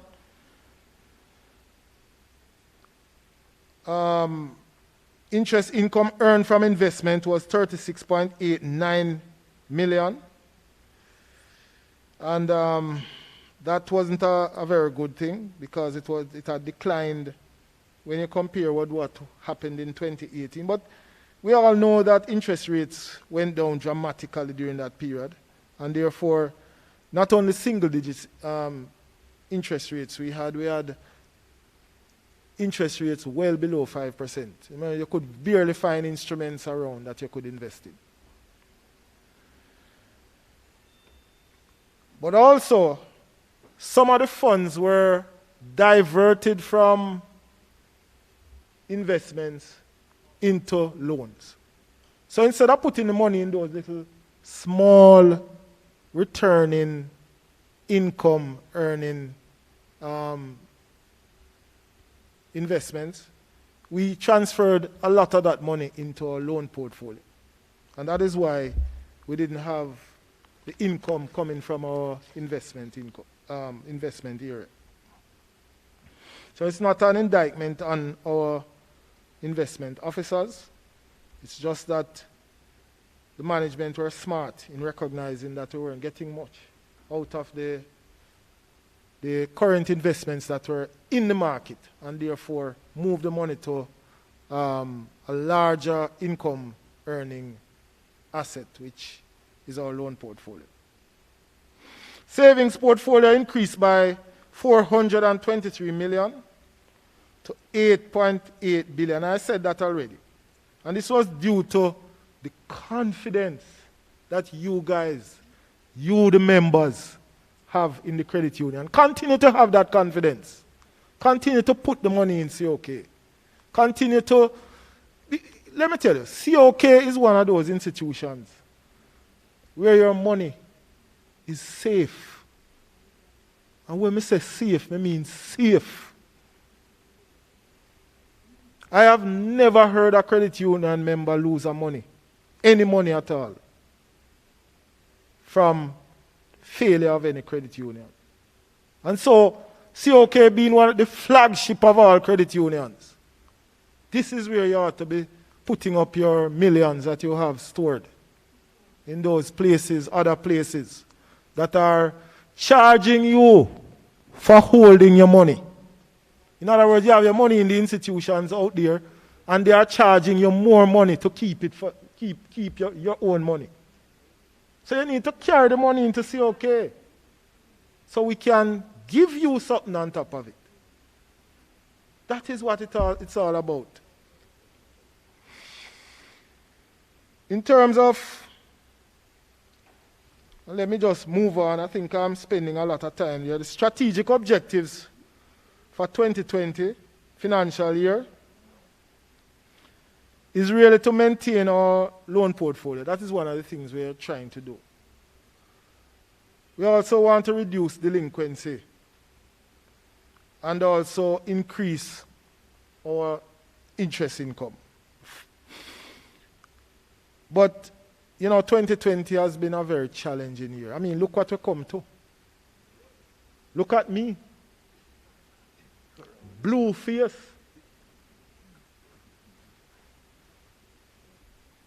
You can't even see me properly. This is what 2020 has caused. So, the point I'm making is that 2020 is very challenging. And the credit union members have to now start recognizing that COK need your help. And if COK need your help, you need to answer the call. There are some things that we are going to put out, and the chairman will probably talk about it, in terms of deferred shares. And I want you guys to support it because it's going to help the credit union. So when that comes on stream, I want you guys to look at it. You better look on it. You think me not hear what you say? You better look at it. I hear every word you say a while ago. All right. Additionally, yes.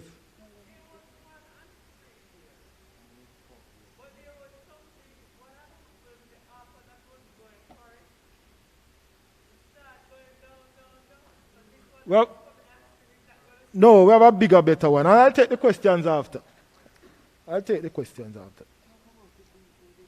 But this particular one that we are putting out is going to be, everybody going to have access to it. Not only you.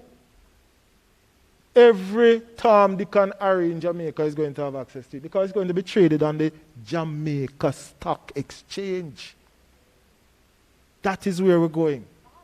Yes. Which means that you can sell it when you're ready. You don't have to hold it. It's tradable. So if you feel like, say, you need some money, and you put $1 million in there and you want 500,000 out of it, you can trade it. So it's very, very flexible. So look at it. Something that we should really think about. All right? So additionally, the credit union will continue to grow and balance the risk profile of its loan and investment portfolios. And in order to achieve this, there are many things that we are going to be putting in place. And we'll be having our retreat shortly, which is next month. And, a lot of the ideas will come forth. We have some ideas already, but we are going to be upping those ideas and making them far more potent. COK will continue to make cost containment a cultural thing. And it is important that we think about costs when we're thinking about our credit union. Where we can help the credit union to save money, we should. And so that is where we are going. We have started the implementation of the core banking system. It is well on its way. It's about what? About 80 or 90% complete, and there are some additions to go on it come 2021. And I have Lord, I can't even find my phone is over there, but the app, when you go on the COK app now, can you imagine I lying down my bed now and I hear ping, your balance is? I'm like, wow. your balance is. That is where COK is at now. You can lie down in your bed and get a notification about your balance. And it shows to us how efficient the credit union is becoming.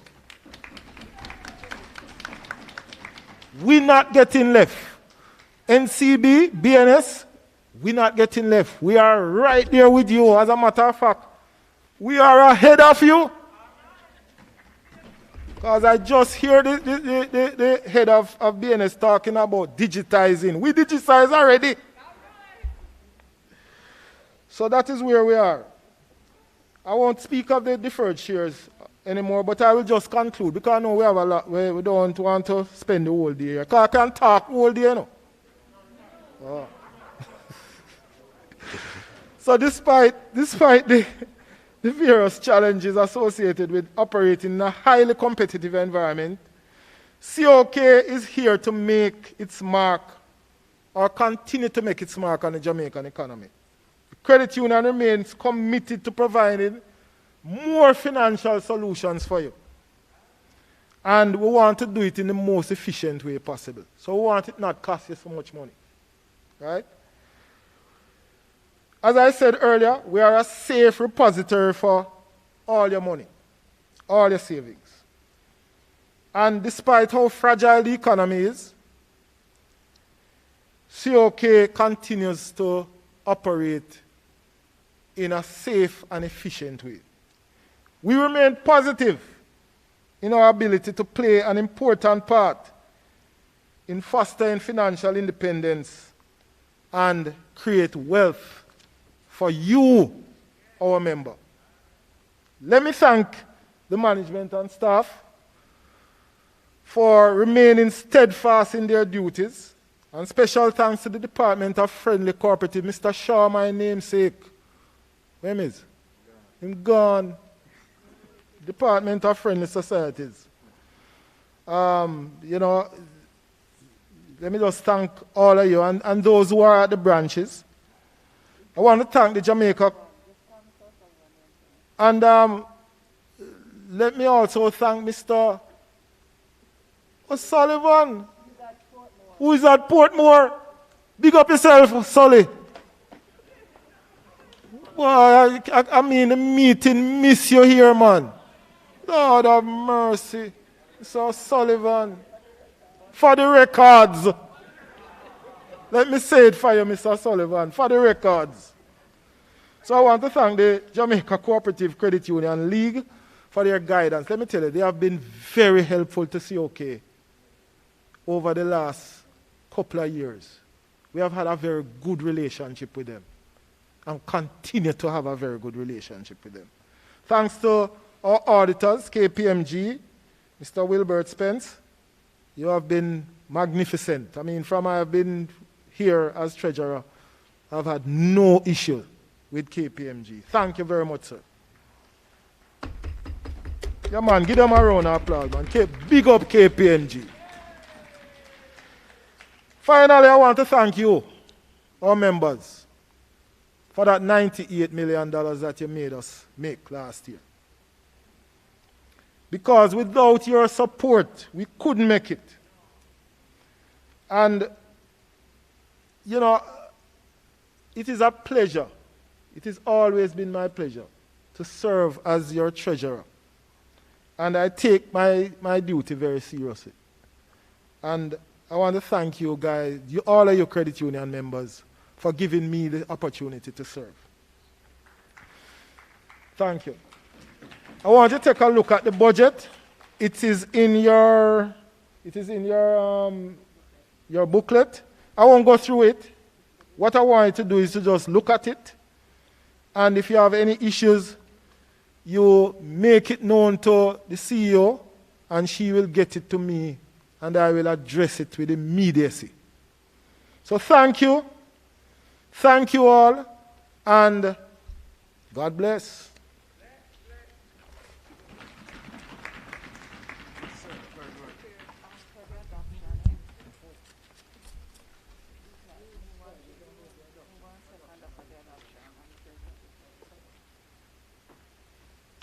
Thank you, Mr. Treasurer. You see when I tell you how dynamic this gentleman is, we're very, very happy to have him as our treasurer. Professor who have taught many students in financial matters. But before I continue the report, may I have a mover and a seconder for the treasurer's report? Moved by Irma Walker and second by? Mr. Enoch Allen from the Enoch Allen from the Supervisory. Thank you, thank you. Thank you, Mr. Treasurer. Very well said. And I want to really reach out to Mr. O'Sullivan also. Really, really a fine gentleman, one of the longest serving member of COK. But as we move along in the report, I'm going to invite the credit committee, and the chairman is Mrs. Donna Pommel. Can I invite you to, okay. She representing the chairman. Thank you, Donna.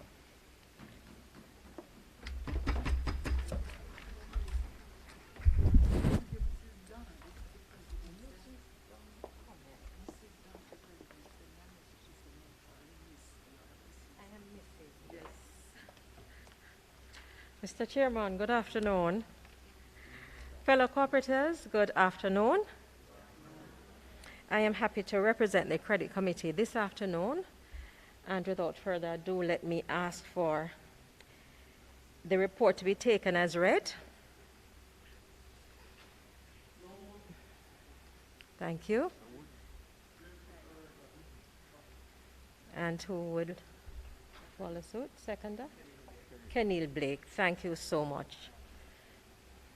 Based on time, we are only going to move through with a few of the highlights, and it is hard to follow behind such a dramatic presentation, but I'm just gonna tell you that this is the time to tone down then, right? I'm not as dramatic as Sir Johan. But some of the points that you will hear highlighted this afternoon were mentioned in his report as well, with 2019 being a challenging year. So credit union, the credit union that we are members of operated in, if you want to call it, a volatile industry. There are 11 deposit-taking institutions comprising of 8 commercial banks, 2 building societies, and 1 merchant bank. And the number of credit unions remained at 25, with a slight increase with branch network across. But further consolidation is expected based on what we've seen. And remember, we're looking at 29, and we're almost through 2020. Our risk ratings have been based on BOJ guidelines, even though we're not fully under, but we have been doing that, and I think that is the best practice that anyone of you, our members, would want us to implement. And it also speaks about our IFRS compliance. So we just want to move quickly down to talking about also the loan portfolio being assisted now by this loan origination system with the new system that we have in 2020. So we're 2019, we had lots of challenges and delays for loan approvals and to move through. We're looking at better days to come, so I want to just quickly move past that. When we look at the disbursement, so you would have heard some numbers from the treasurer, but we focus mainly on the disbursement side of it. So our numbers, you may be wondering, is it off? But it's not. So we focus on the disbursement based on the budget that is set. And so we are comparing the last 3 years, 2017, 2018, and 2019. So 2017, we did 114% of the target. In 2018, we came down to 107%. And in 2019, that challenging year that it was, we only achieved 81% of our budgeted target. So the disbursements, you want to look at the disbursements in terms of the highest ones, and we're seeing that mortgage refi product really stood out well, 290% of our target. The staff loan, 279%, and our unsecured loans, 212%. The Crossroads branch stands out for us with a 99.7 achievement of the target. And what do? We applaud them. Crossroads is dear to my heart too, so even more for Crossroads. And we see Half a Tree achieving a 96.5%. Let's applaud them as well. You guys over there in the lush parish of Mandeville, you did at 84%. Still clap them. I tell you, 2019 was a challenging year. Portmore achieved a 73%. Portmore, you just joined on. And Montego Bay, 66.8%. Rounding out the portfolio is the micro and the staff loans. So if we're to look at the different products now in terms of the concentrations for the loans, we're seeing that motor vehicle is the one that is at the top, followed by the home equity and the mortgage refi. And members, we want you to look at this because soon we want to turn those numbers around and have it the mortgage refi and other home equity loans that are secured products at the top. So I'll move past that because we jumped into that. The secured and unsecured, I also covered that based on what I said earlier. So the CCU is what I want to focus on. We implemented this CCU, which is a centralized credit unit. The idea is to have a more efficient way of approving loans, and it would also impact the time that it takes for the loan to be processed and all of that. And we have seen that with that coming on in 2019, we've seen great improvements. For 2020, with the loan origination system and that being implemented, we're looking for even a better efficiency for 2020. So we're looking at strategies going forward. And first and foremost, the credit union is nothing without our members. So of course, I want to appeal to you, our members, to us, because it includes me, that we focus on building our own.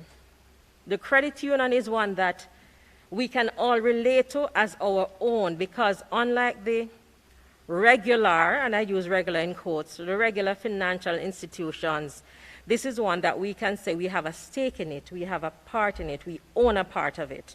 So we want to look at our members engaging these new products that will be coming out, and our treasurer spoke of one at length, even though it was not on his script, but I'm just hinting. Members, when the new products come on, please ensure you're supporting us. The marketing team is going to be looking at more aggressive efforts as well to get our names out there and keeping COK where we are, which is at the top. And of course, the LOS system that I spoke of. Customer service is never to be left out of the mix, so we're ensuring that we continue with excellent customer service and improve where it is possible.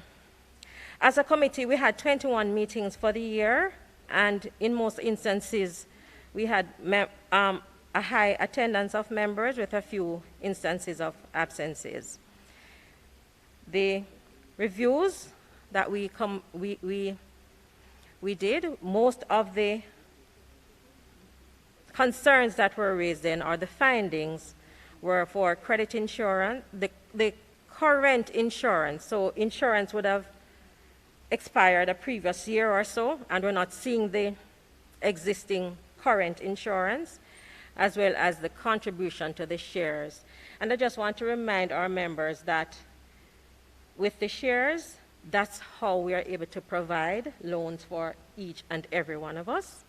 And with the insurance, it's very important that you ensure when that insurance expires, you're insuring that property, because that is what you have used as your collateral for your loan.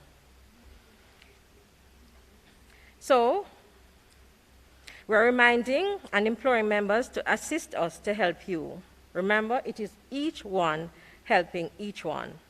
So for mortgages and loans, we're asking for you to, I went over that, to submit your current insurance. I'm going ahead of the script, sorry about that. All right, so along with reviewing loans and looking at the files and all of that. We also participate in the running of the credit union by assisting on or giving our voice on the other committees that run the institution. And so we are rostered, so there's always a voice for us to add. Our committee members are Mr. Vivian Daly, who is online. He's our chairman. Dr. Annette Crawford-Sykes, our secretary. She's also online. Errol Beckford, Catherine Gregory are online. And Andrea Shirley and Rohan Townsend, they, I think, are online. So the committee wants to thank the board of directors and staff for your continued support. And most of all, want to thank our members for the confidence you have reposed in us to serve you. We ask that you buckle down, though, because 2020 is going to be even tougher than 2019. And we want to enjoin all our stakeholders to lend your support, especially in weathering this pandemic. Thank you, ladies and gentlemen. So let me ask if there are any questions.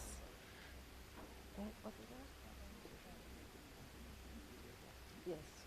Any questions?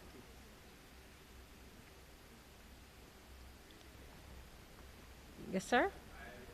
Please state your name.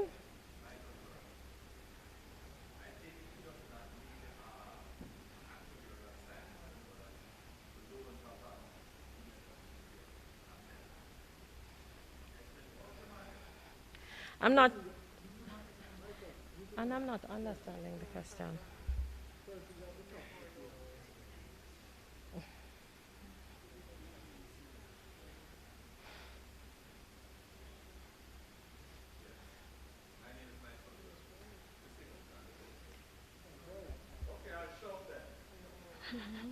I take it does not need actuarial science to work it out that there are more loans this year than before, right?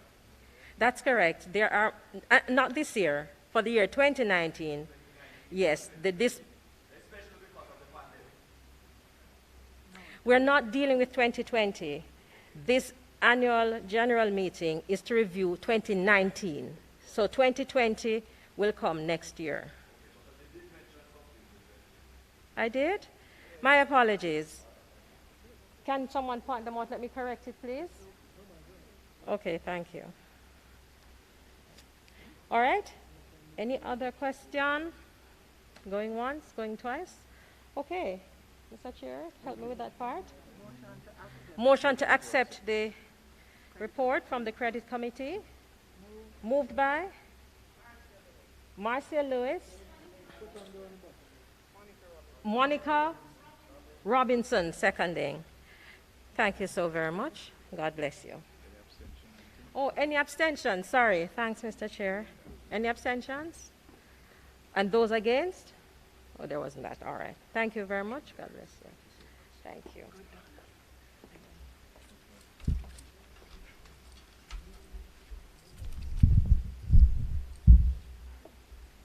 Thank you, Donna.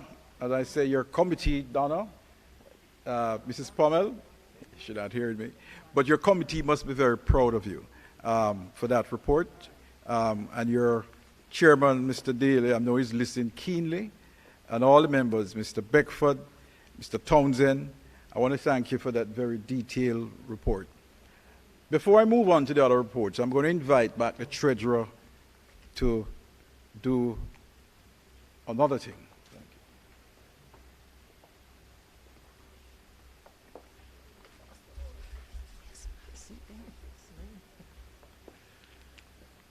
Good afternoon again, fellow corporators.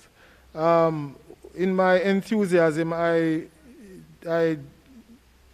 demit to ask you to adopt the auditor's report as well. So I'm just going to ask you to adopt the auditor's and treasurer's report. So can I get a motion move for the adoption of the auditor's and treasurer's report?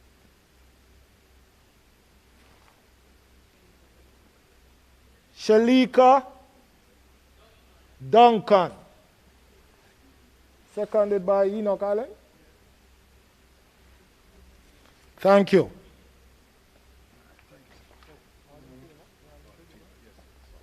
All in favor? Are there any against? Are there any abstention? No. Thank you. Yes, one more time.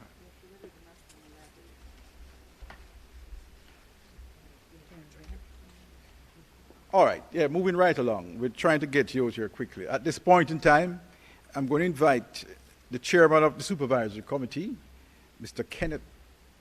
Kenil Blake, Inspector Kenil Blake. Thank you, sir.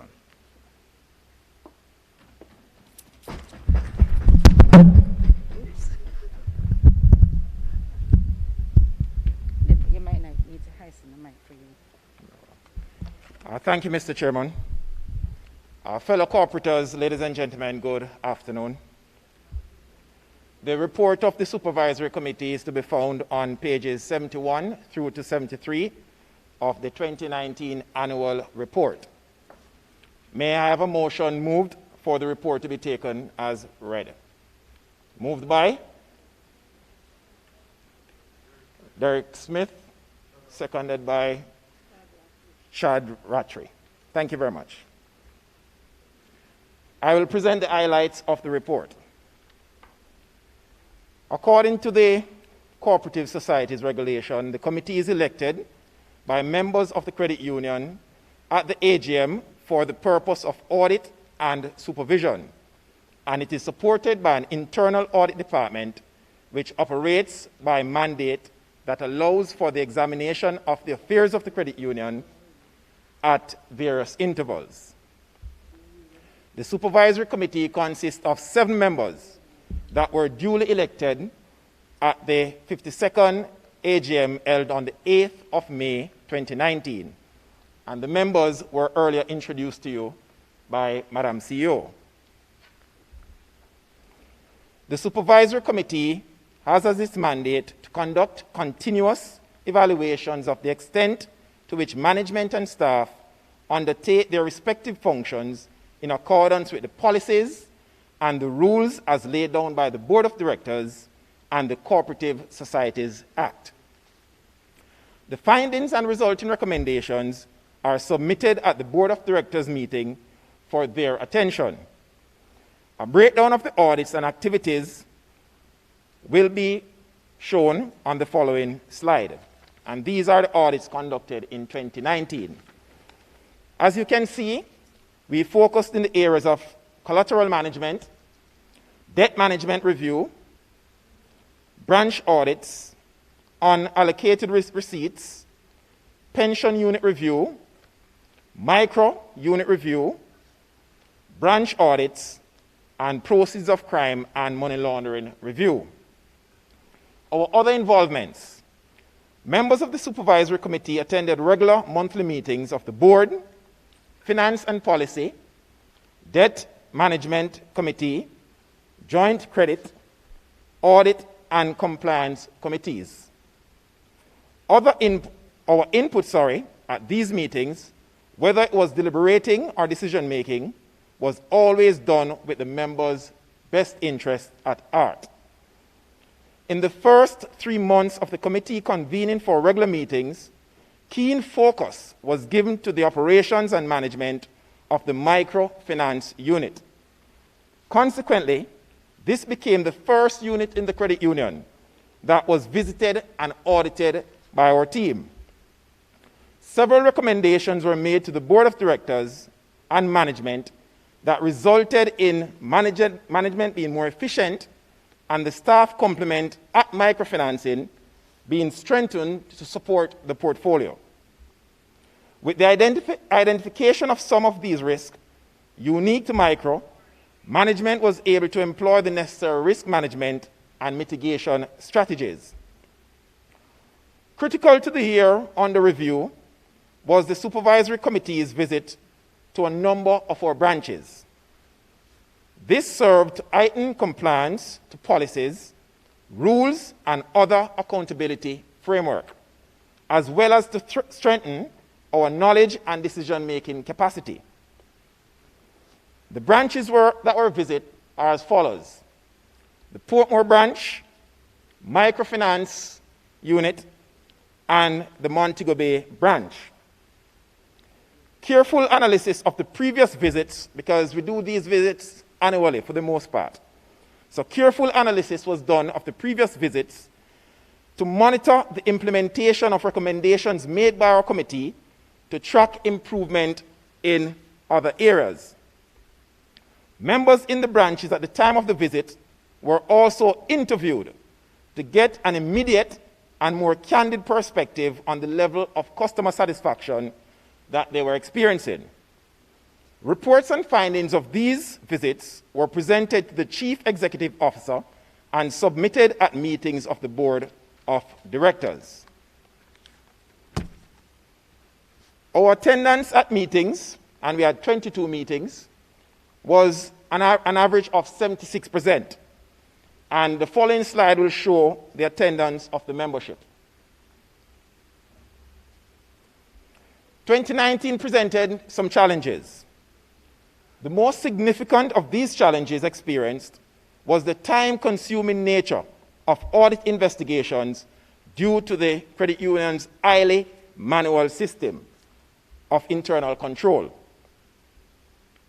At each committee's meeting, the suggestions coming from our members are taken as an agenda item and treated as a matter of great importance. The committee prepared quarterly reports from member suggestions, concerns, and complaints, which were derived from the member suggestion forms that you'll find in all of our branches. An analysis of the members' suggestions is completed, submitted to the Board of Directors, with the ultimate intention being to improve the overall member service in branch. To this end, I would like to highlight the efforts of our members who gave regular feedback regarding the organization's service delivery. We further implore your members to make regular and sustained usage of our suggestion box forms. The Supervisory Committee wishes to acknowledge the Board of Directors, management, the administrative support staff, joint credit, and other committees for their continued support and cooperation towards the work of the committee. A special acknowledgement must be made of the tremendous work and commitment of the internal audit team during the year under review. So that's Mr. Richard Jones and his team. Excellent work.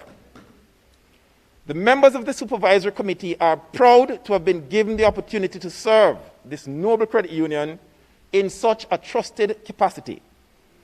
As the COK celebrates our 53rd year of sterling contribution to Jamaica, be reminded that COK Cooperative Credit Union is created, owned, and powered by you, our members.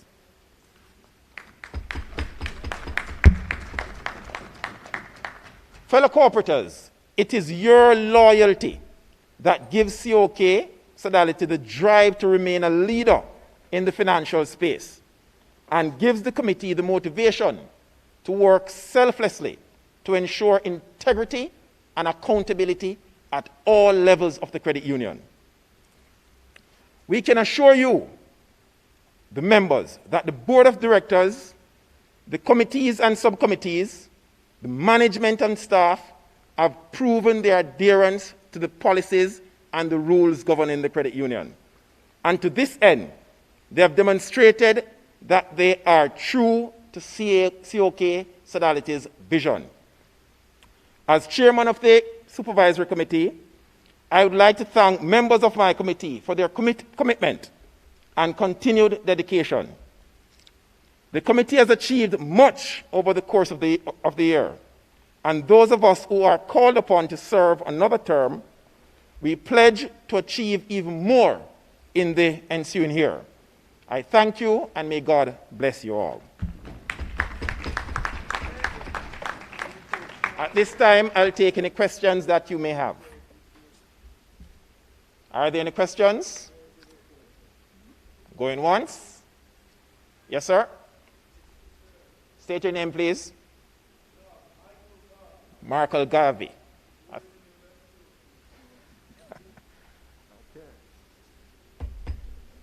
We must commend you for that. So Marcus Garvey is our oldest member. Give him a round of applause.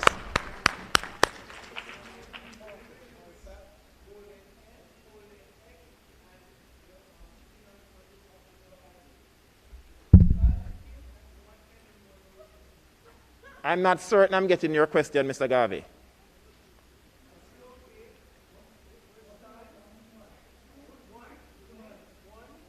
Could you go to the mic in at the center of the room, please?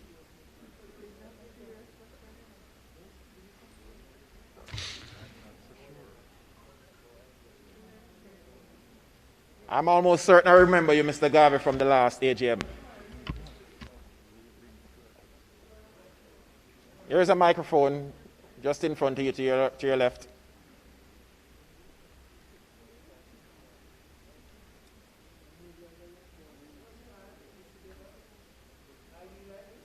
It's a COK ID.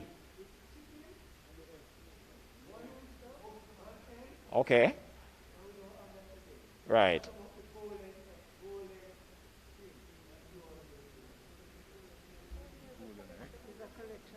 You have a collection of IDs. You're asking about the golden egg facility that we have. It still exists, Mr. Garvey. It still exists. Both the golden egg and the golden harvest.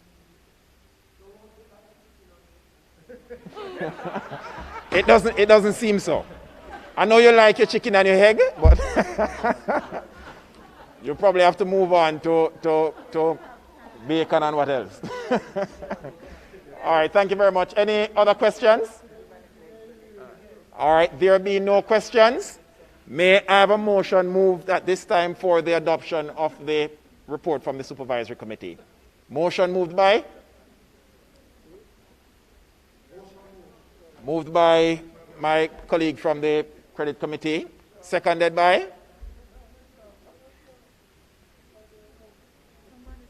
Can somebody second the adoption of the report?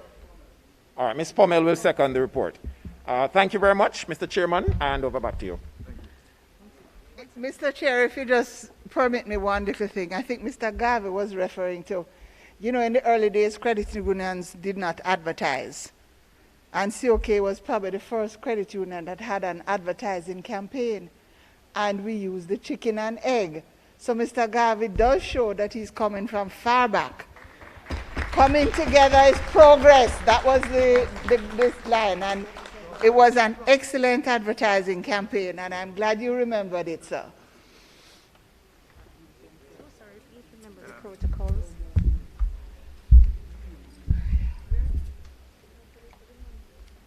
Mr. Garvey, you are from a lineage of pedigree, so we're very happy to have you. Chairman Inspector Kenil Blake, thank you so much, sir, for that report. And your team member, very, very well put together, and we appreciate.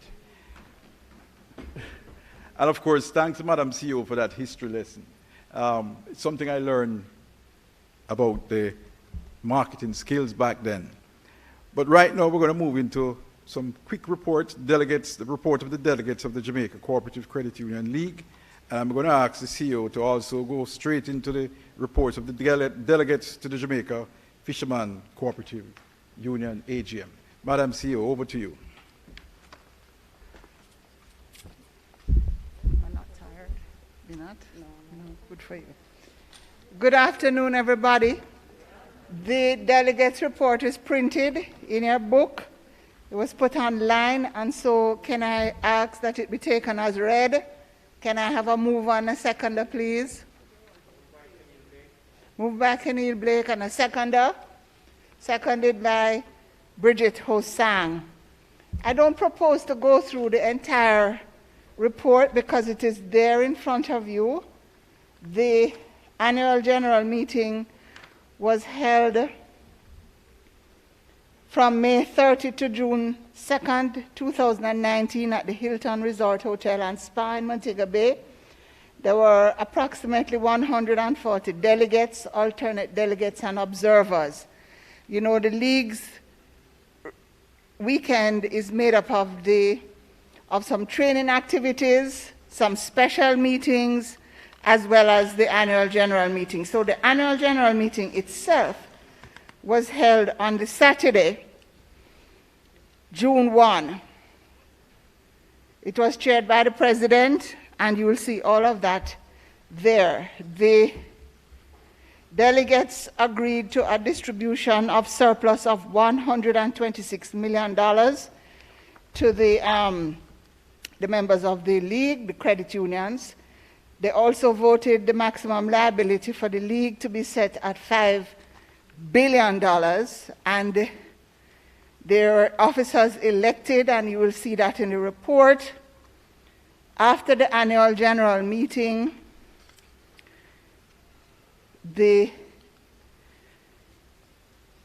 we were advised as to who were the officers for the coming year. Mr. Winston Fletcher, President; Mr. Lambert Johnson, First Vice President; Mrs. Andrea Wilson Messam, Second Vice President; Mr. Norris Gilbert, Treasurer; Mr. Patrick Smith, Assistant Treasurer; Mr. Jerry Hamilton, Secretary; Mrs. Brenda Cuthbert, Assistant Secretary, and the other members of the board, our Miss Anglin, Mr. Michael Anglin, Mr. Carlton Barkley, Mr. Martin Blackwood, Mr. O'Neill Grant, Mr. Clyde Nesbeth, who resigned during the year, replaced by Mr. Maurice Bolt, Mr. Ryan Moore, and Miss Maxine Wilson.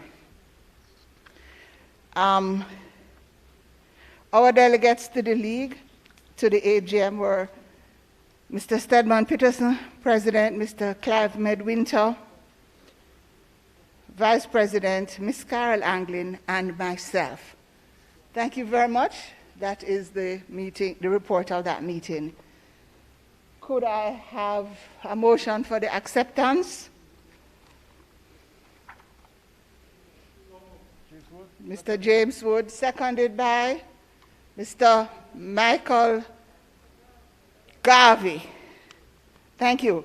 And Mr. President, Mr. Michael Burke is here.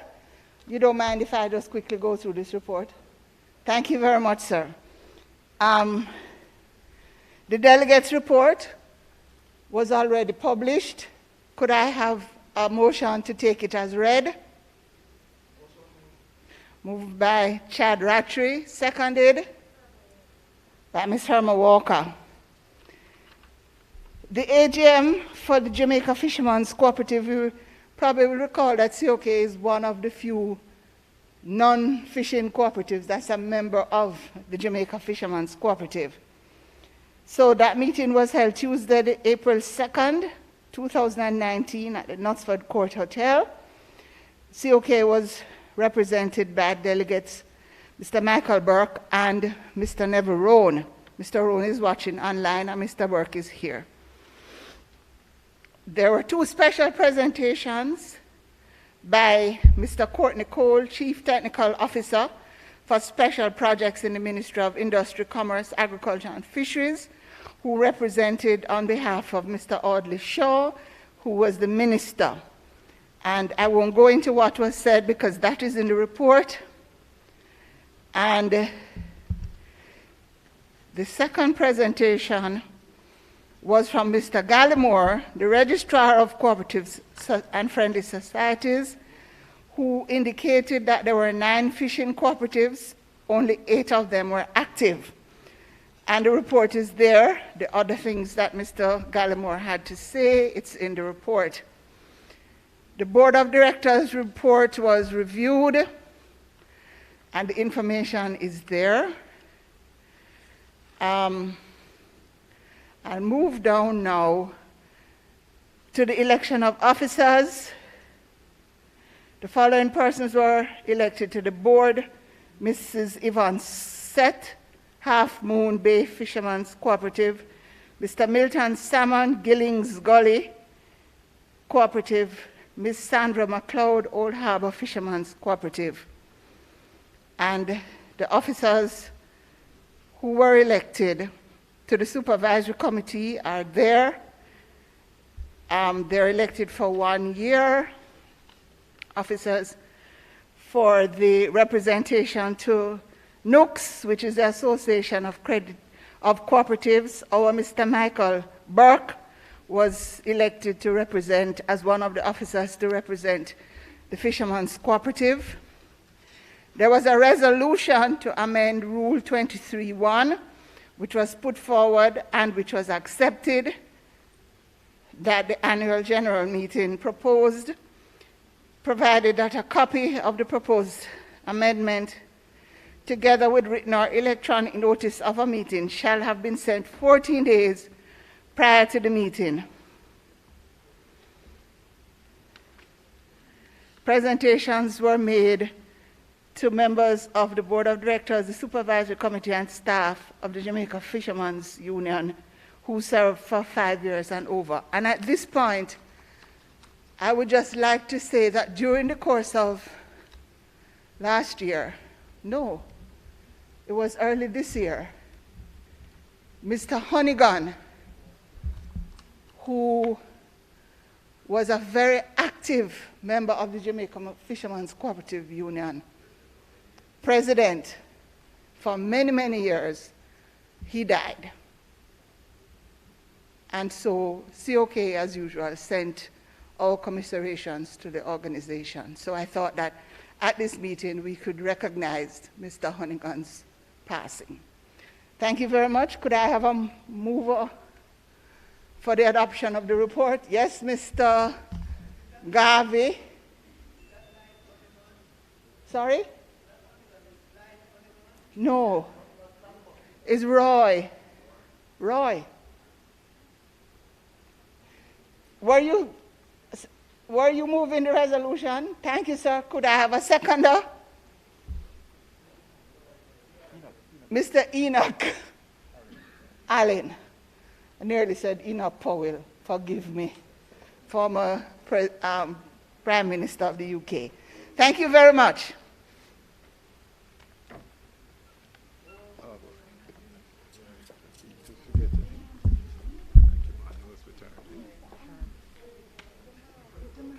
All right. Thank you once again, Madam CEO.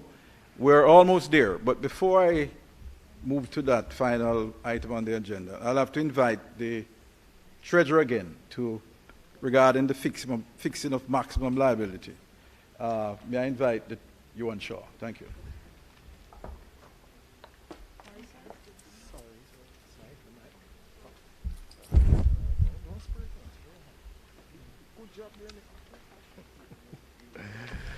Thank you, Mr. Chairman.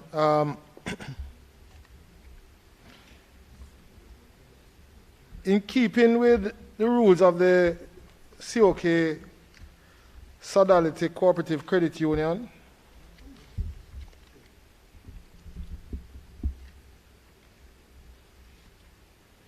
each year we try to set our maximum liability.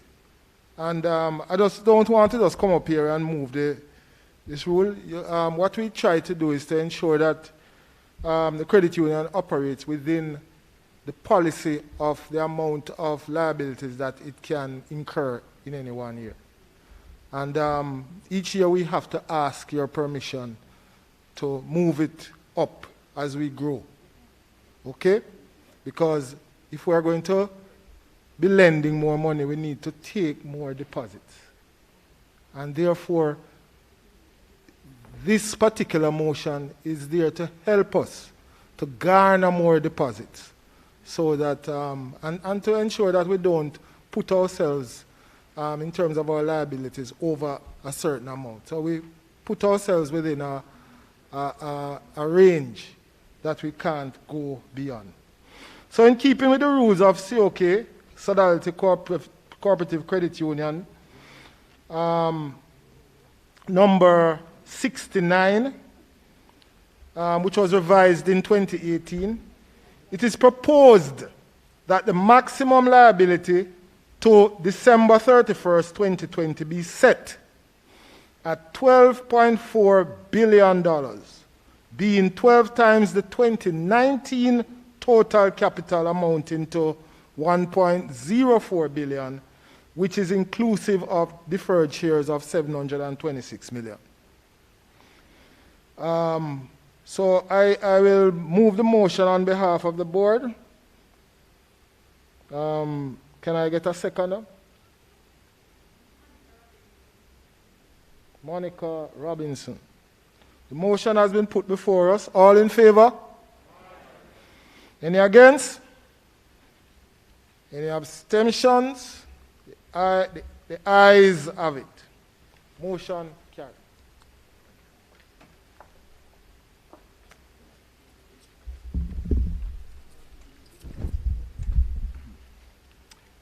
Ladies and gentlemen, we have one final report, and that's the Education Committee report.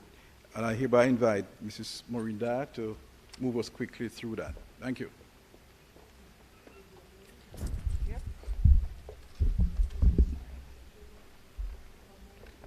Thank you, Chair. Fellow corporators, the Education Committee report is on page 85 of your booklet. I'll take you quickly through. The Education Committee is a subcommittee of the board and has responsibility for, among other things, continuing education of COK's members, the development, organization, and evaluation of educational programs for members in order to meet the organization's educational needs, and administering the various scholarships offered by COK. The committee met twice face-to-face, but several times in the virtual environment, and we manage as good corporate citizens to approximate a total of $740,000 in the various scholarship areas. The Bertie Morris Scholarship, which is open to children of employees with a minimum of 2 years employment with COK, a total of 16 scholarships were offered in 2019 under 2 categories as follows. Category 1, awarded to 8 students between 6 to 11 years old enrolled in primary or private preparatory schools and maintained averages of 70% or higher. Category 2, awarded to 8 students between 11 and 18 years old and enrolled in secondary or high school and maintained averages of 81 to 90%. And it's very important for you to listen because all are eligible. The Carter Carter Scholarship, this scholarship is open to children of COK Sodality members who are attending or entering secondary school. This scholarship is for a period of 5 years, provided the qualifying requirements are met in each preceding year. 8 existing students under this program benefited from a 3rd and 4th year of funding for 2019. For the Trevor Blake Scholarship, the scholarship, which is open to the general membership for students between 18 and 35 years of age who have accepted or who have been accepted to pursue or are pursuing a degree in one of the following disciplines: accounting, banking, finance, or management studies at a local university. The scholarship is for a period of 2 years. This scholarship was awarded for the 2nd year of the 2-year scholarship for the 2019-2020 period.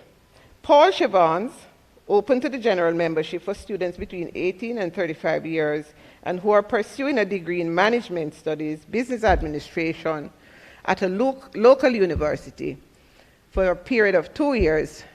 Unfortunately, no one who applied qualified for this scholarship for the year under review.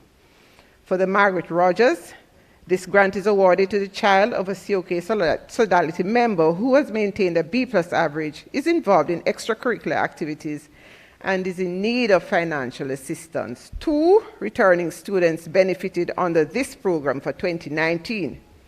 So in keeping with this mandate, the Education Committee continues to address and support COK Sodality's educational demands. It also seeks to encourage scholarship awardees to continue to strive for academic excellence. We would like to thank the members of the committee for their commitment. The names are listed on page 85, but I want to single out in particular Mr. Peter Downey, the life of the party, and Mrs. Dawn Rose, who just continues to be there and to be very active in support of the committee.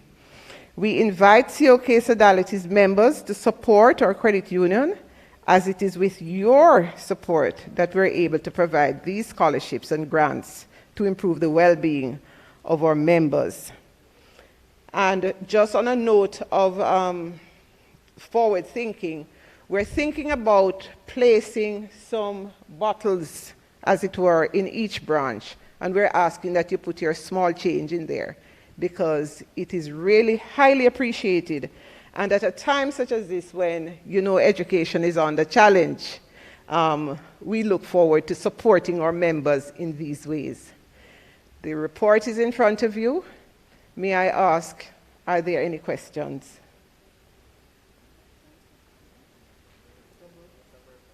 Oh, Mr. Burke, go ahead.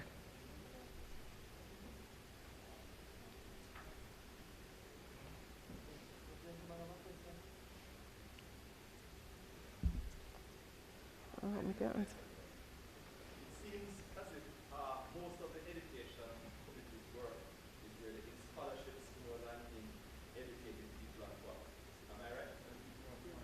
At the moment, yes. Yes. And I'm here to say that I would like to suggest that the members of the board who are on leave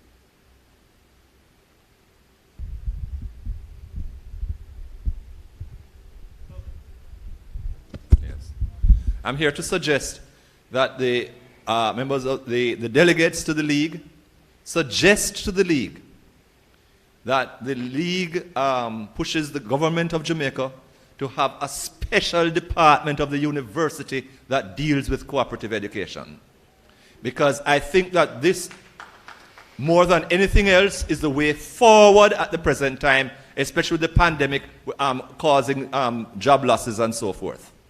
I must say I like the suggestion about the bottles and so forth, because I'll take this opportunity to say that one of the things that I'll be pushing, if it even means that I have to go in my old age, and I'm not so well these days, across the country, right, to get the league to set up a special fund for employment, right?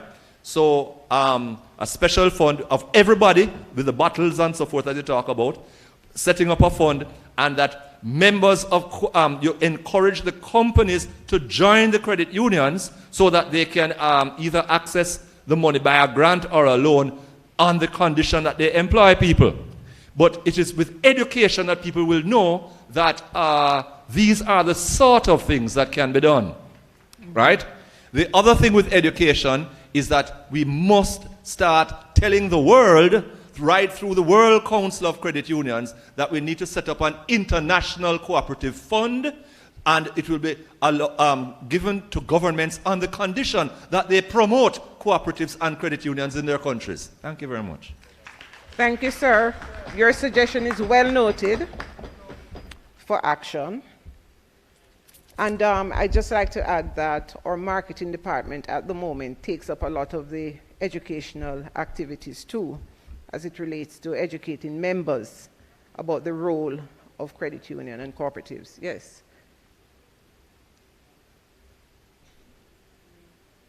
Elisa Powell.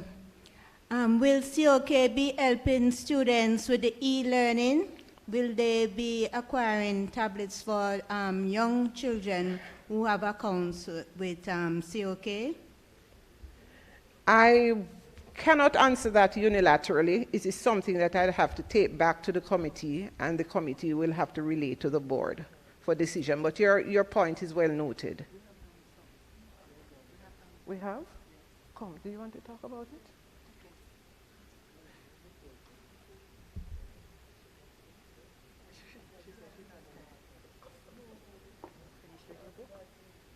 Yes. I will just ask for a yes. Thank you very much for that question. In fact, COK has been doing quite a bit of that. We have made contributions to various schools, and we, I don't know if you saw a video that has been going around with a lady who, in her community, put up chalkboards on the walls, and COK reached out to her and made a contribution to help to pay the salaries of those teachers who have been working without pay. So that was done on your behalf, and she was so thankful that when we had our birthday and we had the outside broadcast, she came to COK so that she could speak on the radio about acknowledging that we had in fact done this for her. So it is something that we're doing, and when we'll put something in our budget for next year so that we'll be able to do that. But right now, we didn't have that in our budget, and what we've done is out of our marketing spend. We reduced some of the marketing so we could do that.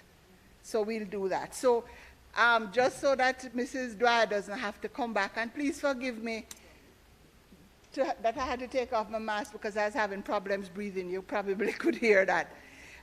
May I just now ask for a mover and a seconder to adopt the Education Committee's report? Can I have somebody move? Name at the top? Oh, Shalika. Duncan, Shalika, and Beverly Vaughn from the Supervisory Committee. Thank you very much. You just want me to continue? You want to? I will just continue. Okay. By Martin. Yes. I have permission to just continue since I was going to be asked to come up here. And we would just like to recognize the suggestion by Mr. Burke, and we will certainly take it up, Mr. Burke. Thank you very much for that. We're at the point where it's any other business, and ordinarily at this time we would have done presentation of awards and citations to retiring volunteers. We're just going to read them out because they're not here. Mr. Maurice Lewing for being on the board for 2017 to 2020. On the Supervisory Committee, Mr. Philip Anderson for 2018-2019. Dr. Karen Adair for 2018-2019. And on the Credit Committee, Mr. Andrel Jack Shirley, 2017 to 2019, and Dr. Annette Crawford Sykes for 2017-2019. They will get their plaques in due course. Mr. Vice President, Mr. Chairman, let me hand back to you. Thank you so much. Okay.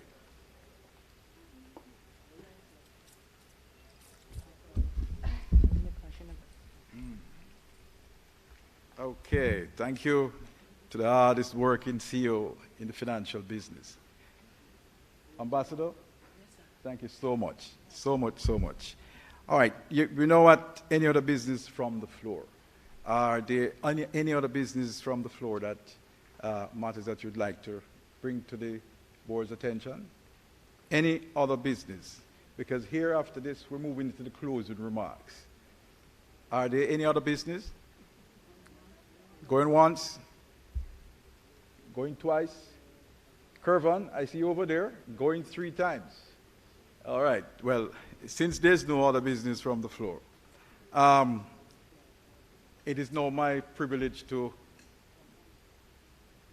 move into the closing remarks. We wish to express our gratitude on your behalf to the recording secretary. Ms. Lois, where is she? Fine, great. Our photographer, I see him right, our videographer, media representative, the management and staff of Jamaica Conference Center, and the management and staff of COK Sodality for organizing this, our 53rd AGM.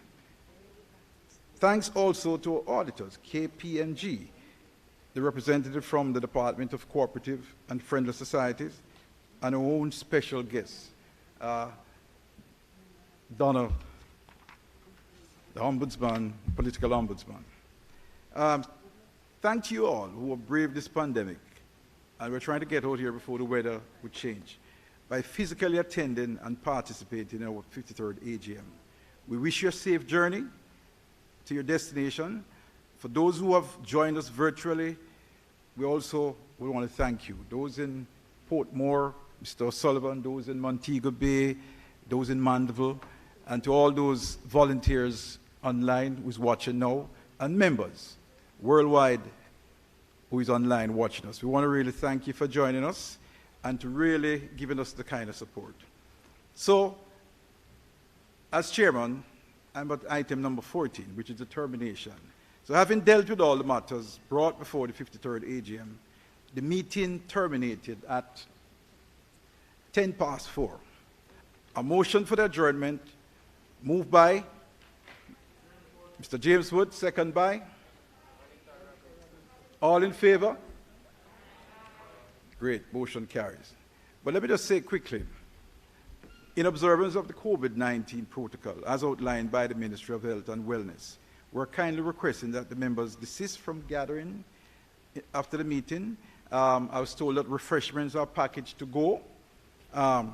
Again, grab your refreshment and move along, because we want to have you here next year so we can celebrate in the fullness. Thank you again for your attendance, and God bless you. God bless COK and Jamaica. Thank you very much.